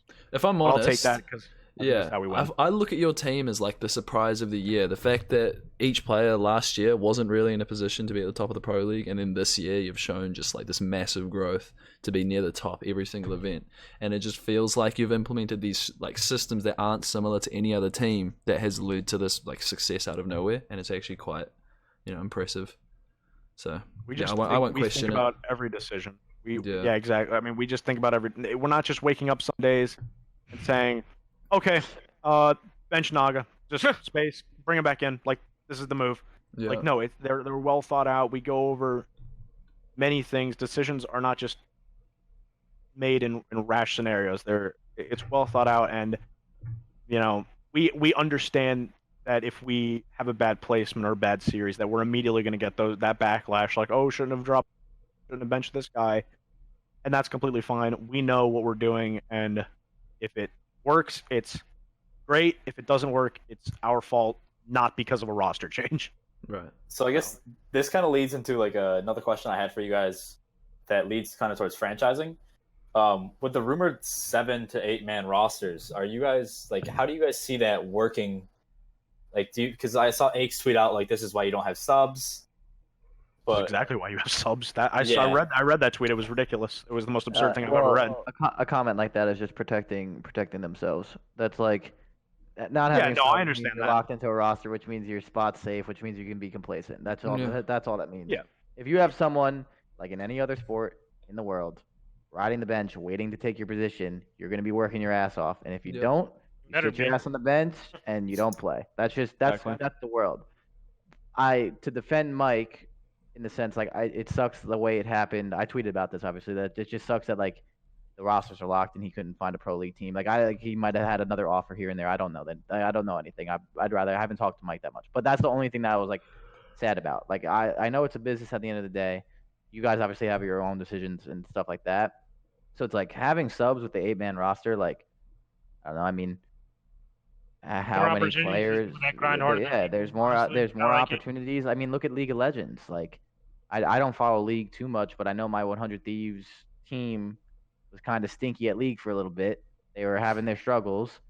They threw on amateurs from I think they're called academy teams. They were doing all this kind of switching, flopping, this and that, and they started winning matches again. You know what I'm saying? Like, that's the whole point of having subs is to do that. And, like, if you think otherwise, for the most part, it's probably because you just want to protect yourself, because when rosters lock, you're free. You're getting paid for those 3 months the rosters are locked, and you're going to those tournaments no matter how bad or good you play. Yeah. So, like, but if you have someone riding that bench waiting to steal your damn spot, if you don't perform, like, you're gonna work harder naturally, and if you don't deserve to be there. No, it should be. I'm not coming at certain people like when I say this. Trust me, but like just seeing people say, "Oh, it's champs time. I'm grinding," like every year blows my mind. Yeah. Blows my damn mind. So what? I You just like didn't care about the first 4 events of the year? Like or- John's tweet, did Whoa, you see that? yeah. He's like, I'm coming yeah, hot that or was- whatever. It's like, yeah, but that was like, something. eh. I mean, But I think that mindset should be year round. yeah, exactly. And if I it's not, think- then why are you playing for the first 4 months, just wasting your teammates' time? Like Whereas- you guys know like the tweets that we're gonna see in about a couple weeks when this is my year. That should be like your mindset all year Yeah, long. yeah. Play one pub Well, and and, then but that's fucking the shoot thing. If straight. you have God or X sitting on your bench waiting to take your spot, you're gonna be Couldn't going believe hard. Yeah. Couldn't believe it. But like, if you have these players that come up next year, like for example, Shotzi, it's getting close to his time. I don't know when or whatever, but It was I think like it- this I week or think something, it's- isn't it? It's, I think it is. yeah, it Is is it? his time. Yeah. I- So that's what I'm saying. But so say he doesn't get picked up on a team, which probably won't happen. He's probably getting a team because he's really good. Yeah. But say he doesn't. Say Well, someone's He just like, got you know what, dropped. Slice? Yeah. Wait, from what? He was on From, that uh, team with Pharaoh left. Yeah. Pharaoh left. Wait, Shotzi? yeah. Well, no. So he didn't get dropped. So Spartan got dropped, and Shotzi is taking the year off, I believe, because he says he doesn't feel comfortable in the role or in this game. So he instead of forcing himself, though. instead of Yeah, forcing yeah. himself into that team and into Yeah. this stage, I'm pretty sure he's going to take it off and then just And come fully back. go fresh. at next He's season. also taking a Which, risk too, which is because which if is he smart goes because if champs you were to and go to doesn't champs place right well, now, people are gonna Yeah, dust like suck. dumb shit. That's how Oh, it yeah, works. exactly. Yeah. Torches his stock. Yeah, exactly. That's actually a if good he goes to point. champs this year and doesn't do well and his team doesn't get top 8, everyone's gonna say Shotzi is overrated. It was For like no Dashi reason. and People are IW. stupid. That works. Yeah. So Yeah. like, well, Honestly, yeah, it's like to be Preston. fair, There was a lot of pros in IW who were saying dumb stuff about yeah, Preston. when we picked and then we picked up Preston, and now Preston's one of the best players in Yeah. the world. So Yeah. it's like- and he always has been. It's just people finally started realizing it. I But, saw like, that in IW, yeah. Wait, Preston was Yeah. nasty on Gosu Crew Blue. Yeah. That's when I first Yeah. watched him play. I was like, this kid is disgusting. Because I was friends with Chance Yeah. at the time, so I was like watching him playing open, and I would watch these guys and like, dude, Preston's nasty. Like, Yeah. And that's the thing. It's like it's just yeah. No, there's just so much more to that. I don't know. People I just feel- pros want some of these players just to go in 1v4, 1v5 teams as if it's possible. Yeah. Yeah. Exactly. But if Shotzi, for example, gets picked up on Splice, I think he's a part of that organization. And Yep. even though, say, they have a really good team right now, they have Kyler, they have Donnie, say they somehow get Kyler full time. If Shotzi's sitting on the bench and one of those guys start doing bad, it's either they're going to work harder to stay on that thing or Shotzi's going to get his chance. You know what I'm saying? So it's Yep. like, oh, he'll get a chance. if you have Yeah, players he like should. that waiting to take your spot, it's either you're going to work hard, get better, and prevail, or you're going to crumble and you're going to have to find another job. And like that's how sports is. It's just competitive. Like you know, I mean, like esports or sports, like in general. So it's Nothing's that's how why there guaranteed. should be subs, in my opinion. I think Yeah, that- it shouldn't be guaranteed either. You don't deserve to be guaranteed. No. Yeah, and the issue at its core this year was subs were taken not serious at all. I mean, Yeah. I don't know. I don't Not even at know all. who FaZe and 100T subs are. It's probably you guys as coaches. I have no idea. Yeah, Tom that's Gravity. ridiculous. That's ridiculous. But okay, the reason Tom why Gravity is a good one. but- yeah, Tom Gravity is a good one. Yeah, that's a good sub to have. But like Ow. all these other teams that have their coaches as their subs, it's end of the season, so now it's all retrospective, whatever. Why Wait, not? That's why I'm playing tens. That's literally why I'm playing Yeah. tens. Yeah, Why- why he not? won a scrim map with us. Well, my Yeah, thing, yeah, I mean, forgot that Devils map. I almost got has 50. been the sub on Envy the whole year, which doesn't. Well, mean, no, they- it doesn't make they- any. Troy, They I made think, so many roster changes, and they're just. I they're think just Troy- doing that. Troy's been the sub on E6 for Yeah, that blows my mind. or like Imagine Teep they had on Celium Optic. as their sub. It's just ridiculous. It doesn't make. No. It's putting a bad name on substitutes for this year. So now we look like idiots for doing something like that. Mhm. Just because we're the first team to take advantage of something like this, Yeah, and where use it we're properly. using a subsystem the way it's meant to be, we look like bad people. We look stupid. We look cynical. When in all actuality, next year, your favorite professional players, guess what? They're getting swapped in and out when they're having bad series. That's just how it works. Yeah. So that actually goes into like a deeper part of this question. Like, would you guys want to see like mid-series changes, or do you just want to do series by series?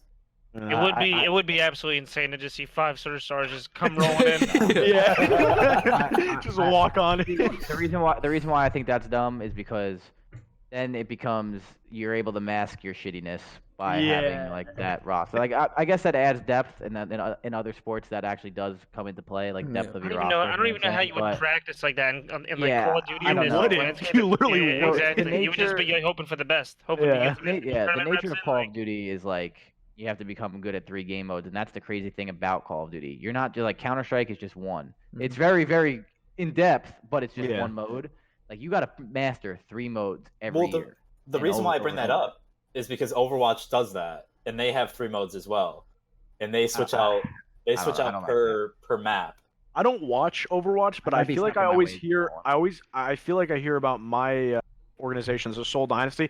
I feel like Yeah. I always hear people talking about how we like show up all the time with a different like roster, and we just like swap subs in and out. I don't know if that's actually the case, but that's just feel something I like hear that. That's terrible for your organization as a whole in general because you don't have like franchise players that like you recognize always on the roster. Build If you their change brand. them out, you're not going to care who they are. You're just going to care about the org. Yeah. It's like Right. And then that's the thing. It's like I might be stuck in my ways when I say this because I've been playing COD for years, but I just like the art of perfecting 3 game modes and actually becoming a good team and like doing that stuff is like so much more to me. Where I just don't think like for search you can just bring in 3 new guys, Yeah. let them carry you, and then sub back out. Like I don't know. Yeah. like you look at so lame. Optic, Black Ops 3 champs. They won every single hard point, but they were a terrible they team couldn't that win a event. Surge. Like yeah, Yeah, and that's what I'm saying. Is like if they had someone to mask their problems, like they're not a good team. Yeah. You know what I'm saying? Like, but the counter argument is like if they have a really deep roster where they have a bunch of good people, like I guess they are a good team because it's a collective effort. But like I don't know. I personally don't like that. I think that's kind of Yeah. lame.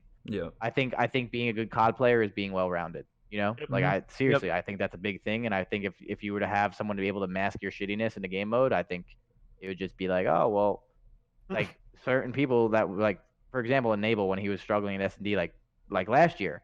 Imagine TK had Enable for Hardpoint, and then they had me last year in S&D. You know what I'm saying? Like a player Yeah. they would just been dumb. Like, Yeah. and I'm not saying I'm an S&D guru, but I was definitely better than Ian at S&D last year. So it's like it goes back and forth to like that would be stupid. I wouldn't even want to do that. That'd be dumb. Yeah. So it's like I don't know. I definitely I like the 8-person roster. I think it'll motivate people to actually work and actually try and become better and all that. But I definitely think it should be like the way it is now. Like if you make a change, it's a change for like a week. You know what I'm saying? Like you have to actually think about the change. You can't just be like, all right, we're for this match, we're doing this. Hopefully it works. If it doesn't, go back. I think there should be some commitment to the decision. You know? Yep. Yeah, I agree. I like the commitment to it. So then, building off of this, because you bring up the 3 game modes, which game mode would you guys like to see for just thinking competitively? Which would you like to see for the 3rd game mode next year? Control. You think Control? A I think good capture Bring the back flag. war. I think Control is the most competitive 3rd game mode we've seen. Really. The most consistent. That's a I good point. agree to disagree. I agree with you, and I disagree. I don't want to with say you. competitive. I want to say consistent. I just think well, first of all, I hate how you AW can and blind backup counter uplink was better some than offense Control, rounds and stuff like that. It's like in my opinion. Yeah, but So I'm not even including uplink because I don't think uplink They can't can't have come that. back. I would say for the record though, I would say uplink. well, if it but- were whatever Wait, whatever wait. the mode was last year should have been in over CTF. Gridiron? Yeah, I agree with that too. But that's a whole other. I'm not 7 going down points that for rabbit a hole, dunk. But I actually did think that was better than CTF last year too. But if CTF is done correctly, it is extremely competitive game mode. When you reward teams for playing aggressive and actually being good and like spawn trapping and spawning people out and capping the flag and like making it advantageous for that, it is competitive. The problem with capture the flag is lately, I guess like they like catering to the public people of like playing like capture the flag in a public playlist. They put the spawn points on the flag. You spawn behind the flag. Like if this is the point, You think I'm people might spawning right camp more here. though, Chris? If you Yeah. spawn out? What? You think people might camp more if you're spawning further out? No, because if you die, so last year, let's take Ardennes Forest. Last year, EG, Or they that bad won bunker, bro? champs. Then do shit. There's a listen-in. There's a specific listen-in where they were playing slow against us and we were down 0-1. And I said this gameplay is not gonna fucking work. Keep being aggressive. We kill them once, it's over. What do you know? We killed them once, we spawned them out, and we ran 2 flags and we won the game. Yeah, because the way the they team played Forest, they knew- just sat there. So what they used to do though is they would sit in their base and camp and not move. And if we didn't get like 2 kills simultaneously, which was really hard because they were obviously posted up, they would just spawn right back on the point. If I were to get an opening pick and he was spawning out, my team now has numbers. So we go and play the trades in a world that one-on-ones happen. I die, he trades. I die, he trades. We're left with 1 guy alive and they have 0. we run the flag and they're spawning out. They now have to overextend where my team now wraps back and plays defense, and we just got basically gifted for being aggressive and actually putting pressure on their flag, and they got I guess penalized for being bitches in their spawn. You know what I'm saying? Like playing like bitches. And like that's where it comes to they wouldn't play like that because they would have to be aggressive because if they know they die, if they die pushed up halfway at the map and they spawn out, they have time to wrap back to their base. If they die in their base and they're playing like campers, they're gonna die, spawn out, and they're gonna have no time. You see what I'm saying? So you can do capture the flag correctly. It just has not been done in years, and I really, really, really hope that we see that back within the next 5 years of COD. Please, just 1 year. Yeah, please, that's all I want. How do you think it would work in 5v5 though? Fun. What? How do you think it would work in 5v5 and with the maps that like in Black Ops 4, the weird sizing? I think it'd actually be relatively. I think it'd be the same concept. I think it would be the same concept. I think the maps would just have to be obviously big enough and correctly lamed and stuff. That's what I agree. I was actually a huge fan of the hardpoint search, just like. Yeah, I like that too. But if we're doing a third, like I just think like if you make it more advantageous not to camp in your spawn and to be aggressive, but at the same time you can play slower if you're pushed up and die and you can wrap back. Like there's so much more thinking to it when you do it that way. I just don't like when you die and you spawn on your point looking at your flag. So like when they're pulling it. How many times I spawned in Ardennes Forest last year? As I'm spawning, they pull the flag and I just kill them. You know what I'm saying? It's like, what? Like, I should be spawning out cabin, you know? Like, Flag Tower CTF was a joke. You'd have to get 4 dead at the perfect That's why time. Flag Tower was such a bad map, but it would have been so good if you only spawn bottom gun or if you only spawn Gen. So then a team would push, get one side, spawn you out, pull, then this team has a decision. Are we wrapping back? Do we have time? Or are we going to overextend as a team? You know what I mean? Like, there's so much more. You would have split seconds to do that. Yeah, split seconds. Your leader says, we're wrapping back. Go. Your leader says, we're overextending. Go. Like, that's the beauty of that. That's gotten taken out by the Flag Tower spawning on the flag. Like, I got defense. If they changed that, I think it'd be way better. That's true. I agree with that. I just want them to bring CTF back. But as of now, honestly, I don't hate Control. I don't like Control. The one thing I don't like about Control is that it really favors kills, and the one thing CTF does is that it like gives shine to players who focus on OBJ and like actually shine in that role. Yeah. And I just don't. It focuses important kills. Capture the flag. It focuses important kills. Yeah, exactly. Like you can, like I said, get those 2 kills in their base, and those are more important than the useless 25 you got in the middle of the map. You know what I'm saying? Like I think control has definitely developed over this season though to getting to more important kills. Like no, it has. Yeah. It has, at the beginning though it was. Yeah, at the beginning it was this team deathmatch. Yeah. But it's definitely developed into more of a strategic game. I think we had. I think if we. So, like, say next year if we don't have like a good CTF and we have like if there is a control or something similar, having an extra year to like learn more about that game mode would be really important. I think it would just make the game mode better. Yeah, I see where you're coming from. And I do like the lives. Like it does end up in like a sick 2v2 or like sick comebacks. It's pretty cool. Yeah, like the 3v8s or something crazy. Like that is cool. Yeah. All right. That's what I'm saying. I thought in the beginning of the year Control would have been a shit show. I actually like it. I enjoyed it. I enjoy watching it. I enjoyed playing it. I enjoy playing it even when I play 10s and stuff still. Like the only thing I hate about this game is the trophy stuns and nades loading up. Really despise it. They can make search so dumb half the time. Well, it makes it inconsistent. That's there was like a leaked data, I guess you could say, leaked info that's going to be back at some capacity for next season too. Loading up stuns, nades, and trophies. Yeah, it's going to suck if that happens. But I don't know. I guess if they do it right, they can do it better. Yeah, they can do it better. We'll see. Yeah, I don't know. That's not my worry. Next year, I want really good maps. That's my. Yeah, 100% agree. Give Mr. Dr. Disrespect in. All right. Yeah. All right. I love good maps. Final question was, what do you think of the lack of content in the game surrounding the CWL, like weapon camos and like weapon skins and like player skins for like I think it's etc. Got to be careful. Yeah. So the thing is, I will not sit here and act like I know anything about what goes into that or what you can and can't do as a developer with branding, even though I'm sure things are off and all that. What I will say though is that team camos would be dope.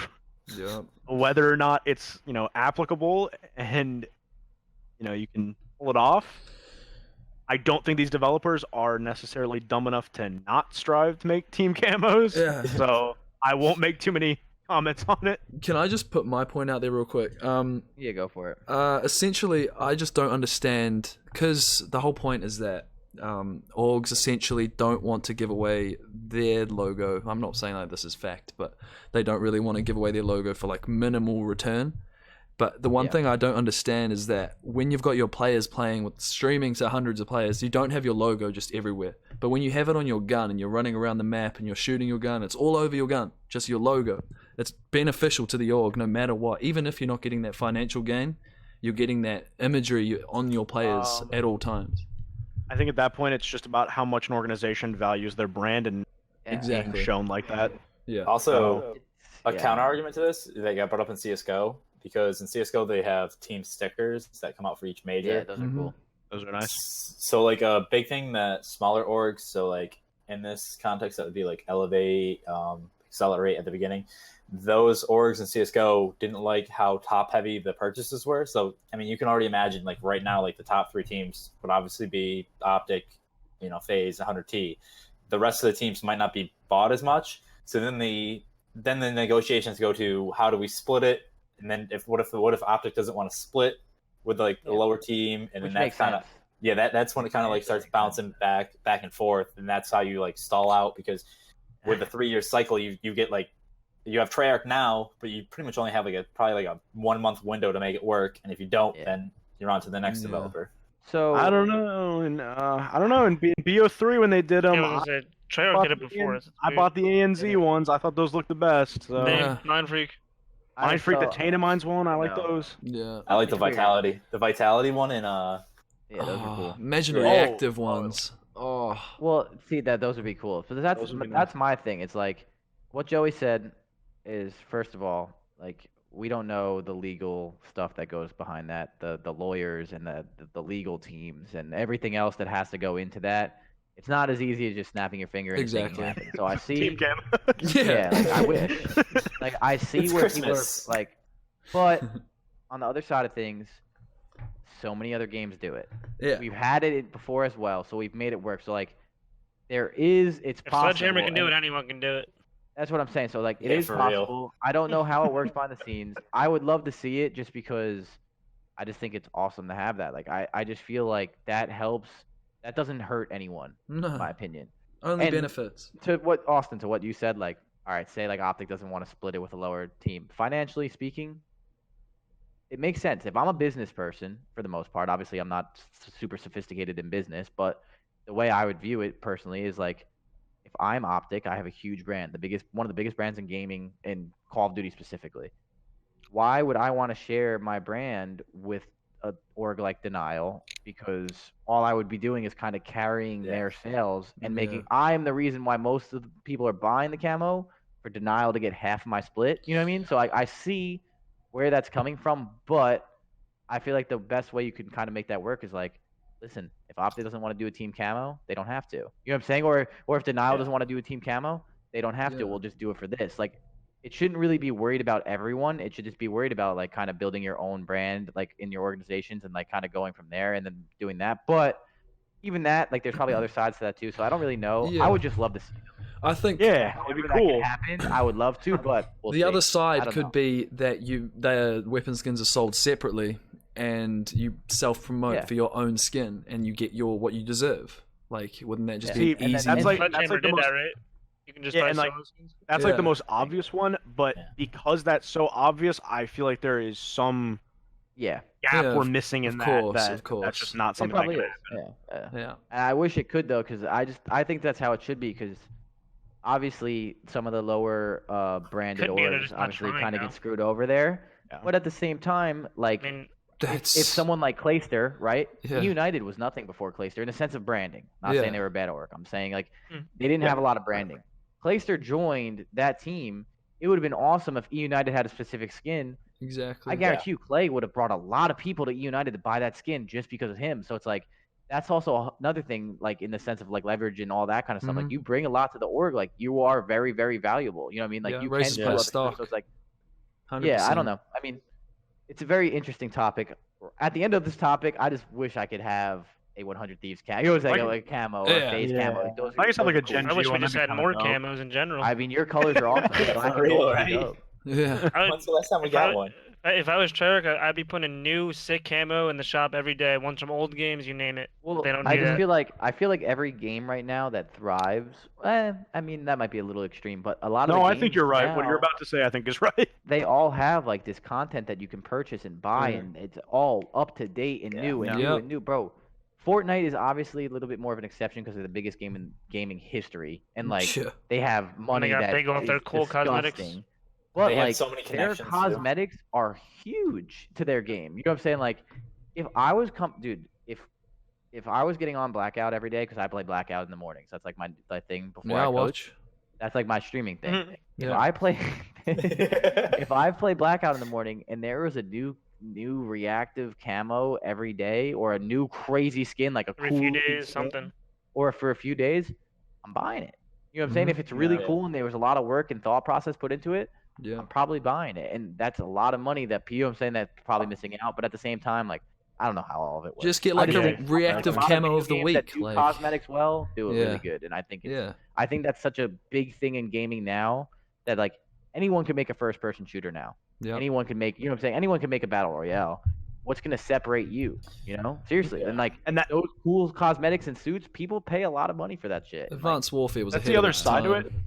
That's like the other side of it too. Is I feel like daily cosmetics, like Fortnite does, or weekly, something it to doesn't that have to be effect. daily, but yeah. Yeah, but like something to that effect though is that's a lot. That's a big commitment as a developer Yep. because you have to make sure you're Has not to be like worth it, lacking though. behind it all, making sure. Yeah. You have to make sure your game's up to date. You know what I'm saying? Like, you have to make sure Yeah. your game's not broken, which is a Call lot. of Duty isn't like that because they have like their updates, like there's certain Yeah. things they do and, And that's stuff. well, that's another thing too. I think on console it's harder to do that. But I don't. That's what I'm saying. I don't know how to develop a game, and I'm not really like being condescending or like talking shit. You know what I'm saying? I'm genuinely just like kind of just Yeah. talking out loud. Like it would be cool. Like I'm not one of those guys that are like Treyarch sucks because they're not doing this. Like I love Black Ops 4.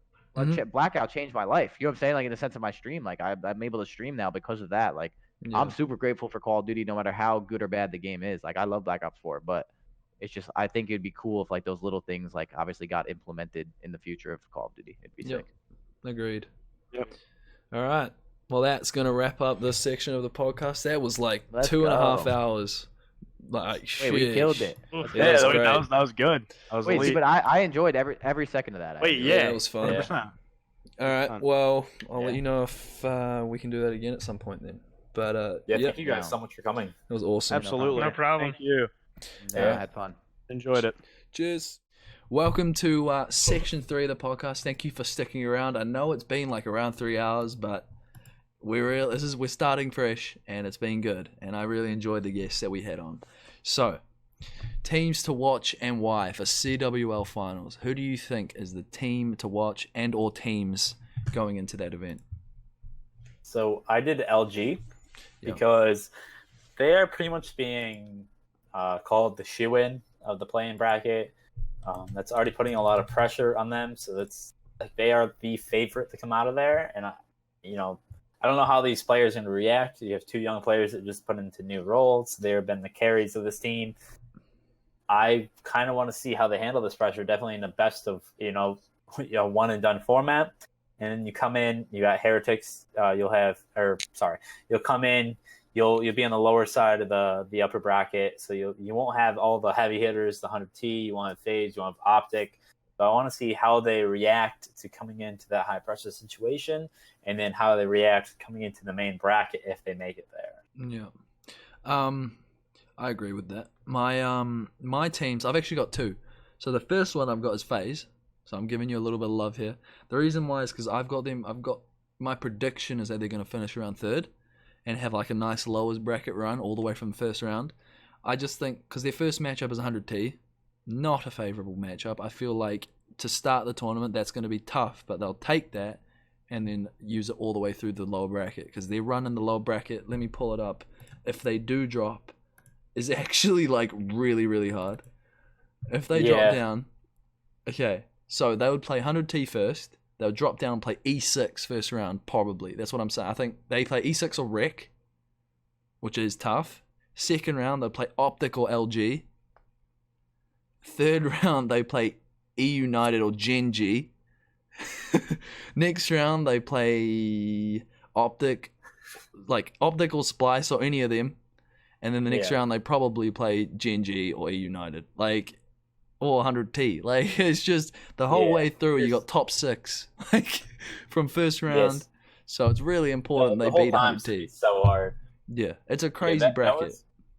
That was the one thing we were kind of beating ourselves up because we lost the units in the 4th matchup. And then it ended up being all for nothing because Gen.G went 4-0. Yeah. So to get second seed, we would have to finish 4-0 as well. Yeah. But now Gen.G has to face Splice, I believe. So Splice, 100T, they're both just as dangerous in our minds because just because of how we face up against 100T, our map pools are kind of the same.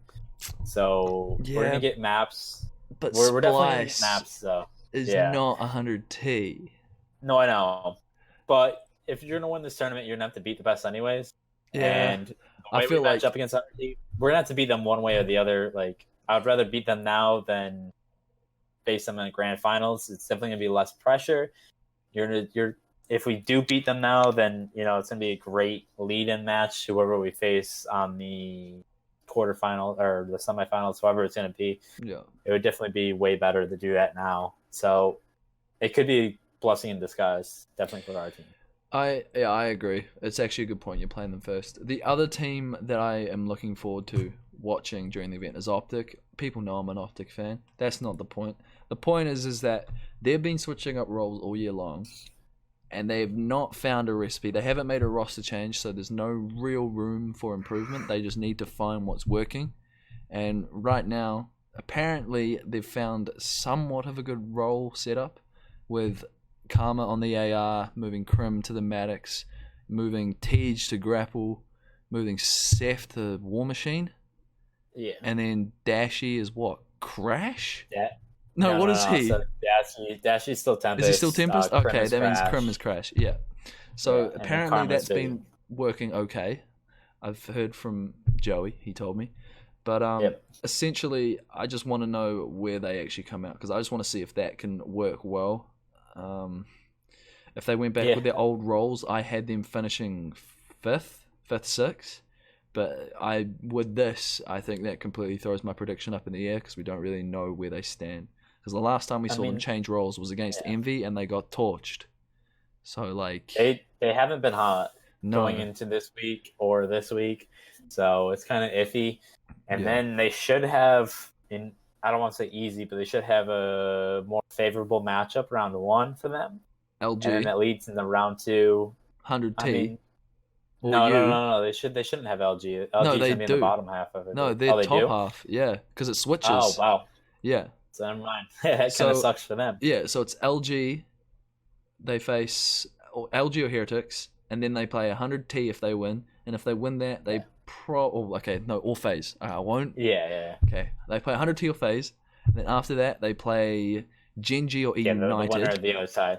So I mean, any matchup's gonna be hard, and it's just top 4 games all round. Yeah. Yeah, this team's been known to come out slow, and they're known to come out kind of.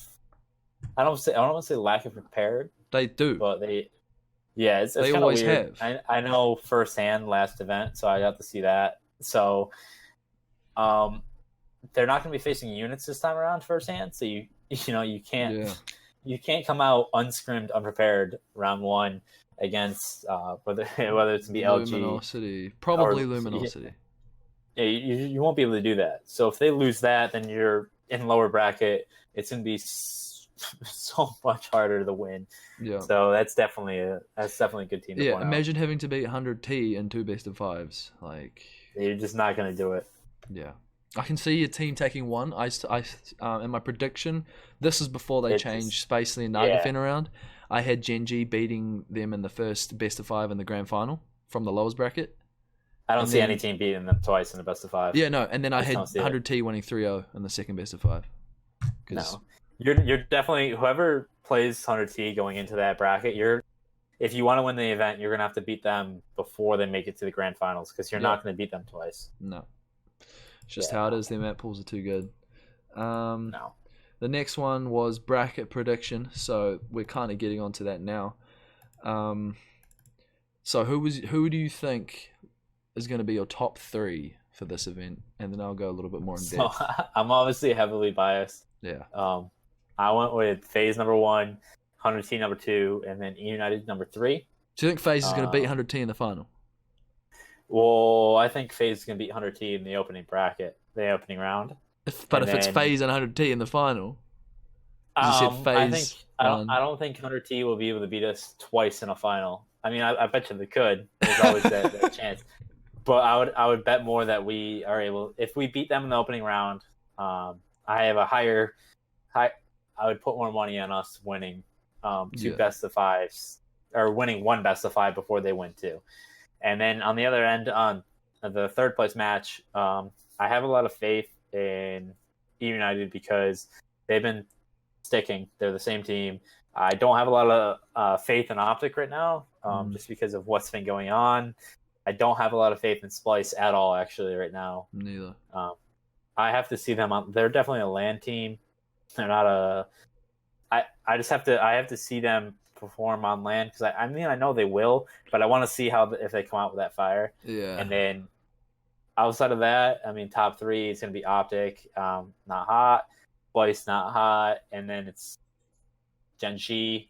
I have to see them with Naga back in. Even though I know they just got second with Naga, I just want to see how it fits out. So for right now, I'm gonna go E United. Yeah. So right now you'll probably see my prediction on the screen, and as you can see, I've put FaZe Clan having one hell of a losers bracket run, but falling just short of the grand final, losing to Gen.G. So my third place I had FaZe. Do you think that's fair? Considering Yeah. I mean, I would take a third place. Yeah, like third is about like what you'd expect from the team. And then Gen.G, I've got them coming second. This was before, obviously, I saw the fucking Spacely Nagafen thing. So this was with Spacely. I thought they were going to come second. But I guess if you put them back with Nagafen, doesn't make too much of a difference. I'll still say second. I have them beating E United in winners round 3. And then losing to 100T in the winners final, and then coming back, beating FaZe losers final, and then losing the grand final. That's my top 3. I just got 100T being too strong still. We had the same thought last year with Rise Nation. We always thought they were too strong, and then they would show up in an event and lose. So it's possible. This team isn't going to come out slow though. Yeah. The reason why that team had such a problem is because complacency and coming out that first, coming out not with a fire every time, you want to prove a point. That's one thing that this team doesn't have complacency. That won't happen. Even if it does, it happened in league matches. Yeah. And then they come out and then they lose the league match, and then it's like, oh damn, they're back. Yeah. So, all right. Well, that's my prediction. It's gonna be wrong because of things that have changed. Oh my god, my family's loud. Because the teams have changed a little bit since here, and we've seen some role changes, etc. So I'll probably put out another prediction in the coming days because, COD's like that. And then the final thing for this 3+ hour podcast is who is going to be the MVP of CWL Finals and why. Okay, so I did Celium. Obviously, if I'm going to have FaZe winning, somebody's going to have to step up. I think Scraps, Maddie, is going to do what he always does. Sorry, my family's going apeshit. Continue. So, I think Maddie is going to be what he has been all season. I think it's basically between Trey and Celium. Just because ASIM's role is not going to be to get stats. Same thing with Zuma. Zuma's pretty much he's going to be the one that rotates. He's going to be the one that's plugging all the holes. He's not going to be the one that's hitting the front lines. ASIM's the one that grapples in. He's not exactly going for kills. He's going for the play to take off pressure. He never goes for kills, but he's really good. So you're going to have either Trey or MC Celium going off. I see both of them are going to have to, obviously, against the better teams. But Celium has been kind of that quiet slayer. I say quiet because no one's really appreciated how well he's been. He's been amazing. Top 2. He's been top 2 for Maddox Slayers for a while now. He's really developed as the season's gone along. He's been learning a lot of the small things that come with becoming a pro, whether it's between spawns or the little communication issues they might have had. So I definitely see if FaZe comes in first, like I predict, and Celium's going to be the one that really performs at that next level that I think he can. He definitely can. All right. I agree with all that. If FaZe win, everyone has to play well, though. Like, everyone has to be on their game. Everything has to be working, everyone playing their roles. And they can do it. I have to see it to believe it. My MVP, who I think is getting MVP, is Priester. If 100T win, I feel like the fact that he hasn't got an MVP in the last two events. Actually, the fact that Kenny hasn't got an MVP the last two events. I think Kenny should have got one. Yeah, like Kenny should have probably got one for London, I think, and then Octane probably should have got it for the last event. But whatever. I think Priester, what he's brought to this team, you can't kind of ignore it anymore. If they win another event, you kind of have to share it around because it's not just one part with this team. It never is. Every single player on this team has an individual role that they have where they're one of the best at that role, and like that's why this team is so good because they all have just one big cog of moving parts that all come together to create this quality team. And if they win another event, they all deserve to get an MVP, so I think they'll share it around. Yeah. And I think if they win champs as well, they'll probably give it to Kenny because they're just sharing it around. And if they win, they're gonna all be doing their role. Yeah. Yeah. It's hard. It's even harder this year. It's so tough to pick one person. Yeah. Harder this year with 5v5 and like the different roles. Last year there were way more designated like entry man, way more designated like slayers, AR players. This year it's just like, okay, he's gonna run this gun for this map. Like way more specific. You can't just say like we won just because of this one player. No. Last year maybe you could look at like Gunless on Rise, like when they win, he deserved the MVP majority of the time because he's putting up crazy numbers. This year it doesn't matter the numbers you're putting up. It's important what kills you're getting, where you're getting them, and how much you're actually doing on the map. Yeah. Because even like Enable, I hate that he doesn't get enough credit between enough people. And that's partially my fault. Not even your fault. I don't even want to say that. It's just because, like a tiny bit. I kind of, no, I wouldn't even say that. Just because like he's always going to be on the low on the stat end, which equals low in the ratings. Yeah. But I said this earlier during when we had the gas. I don't want to sound like I'm being an ass to the analyst desk. I definitely don't want to sound like they aren't doing their job. It's just production wise, they don't have some of the tools, and it's not an MLG either. It's just that's just growing in the future. Yeah. They can't show how much he does for the team that the casual viewer cannot see. So when he's sliding in first in like weird angles, when he's grappling in different or not grappling, when he's sprinting, sliding in a different, you can't see him doing that when you're watching Octane with a laser beam that's behind him getting all the kills. Like, you just can't appreciate how much he's doing. Yeah, you can't see the other players looking at Enable instead of Sam. They need to highlight certain players and like tell us what is happening on the map and why they're doing that role, because I would say 90% of casual fans have no idea the roles in COD.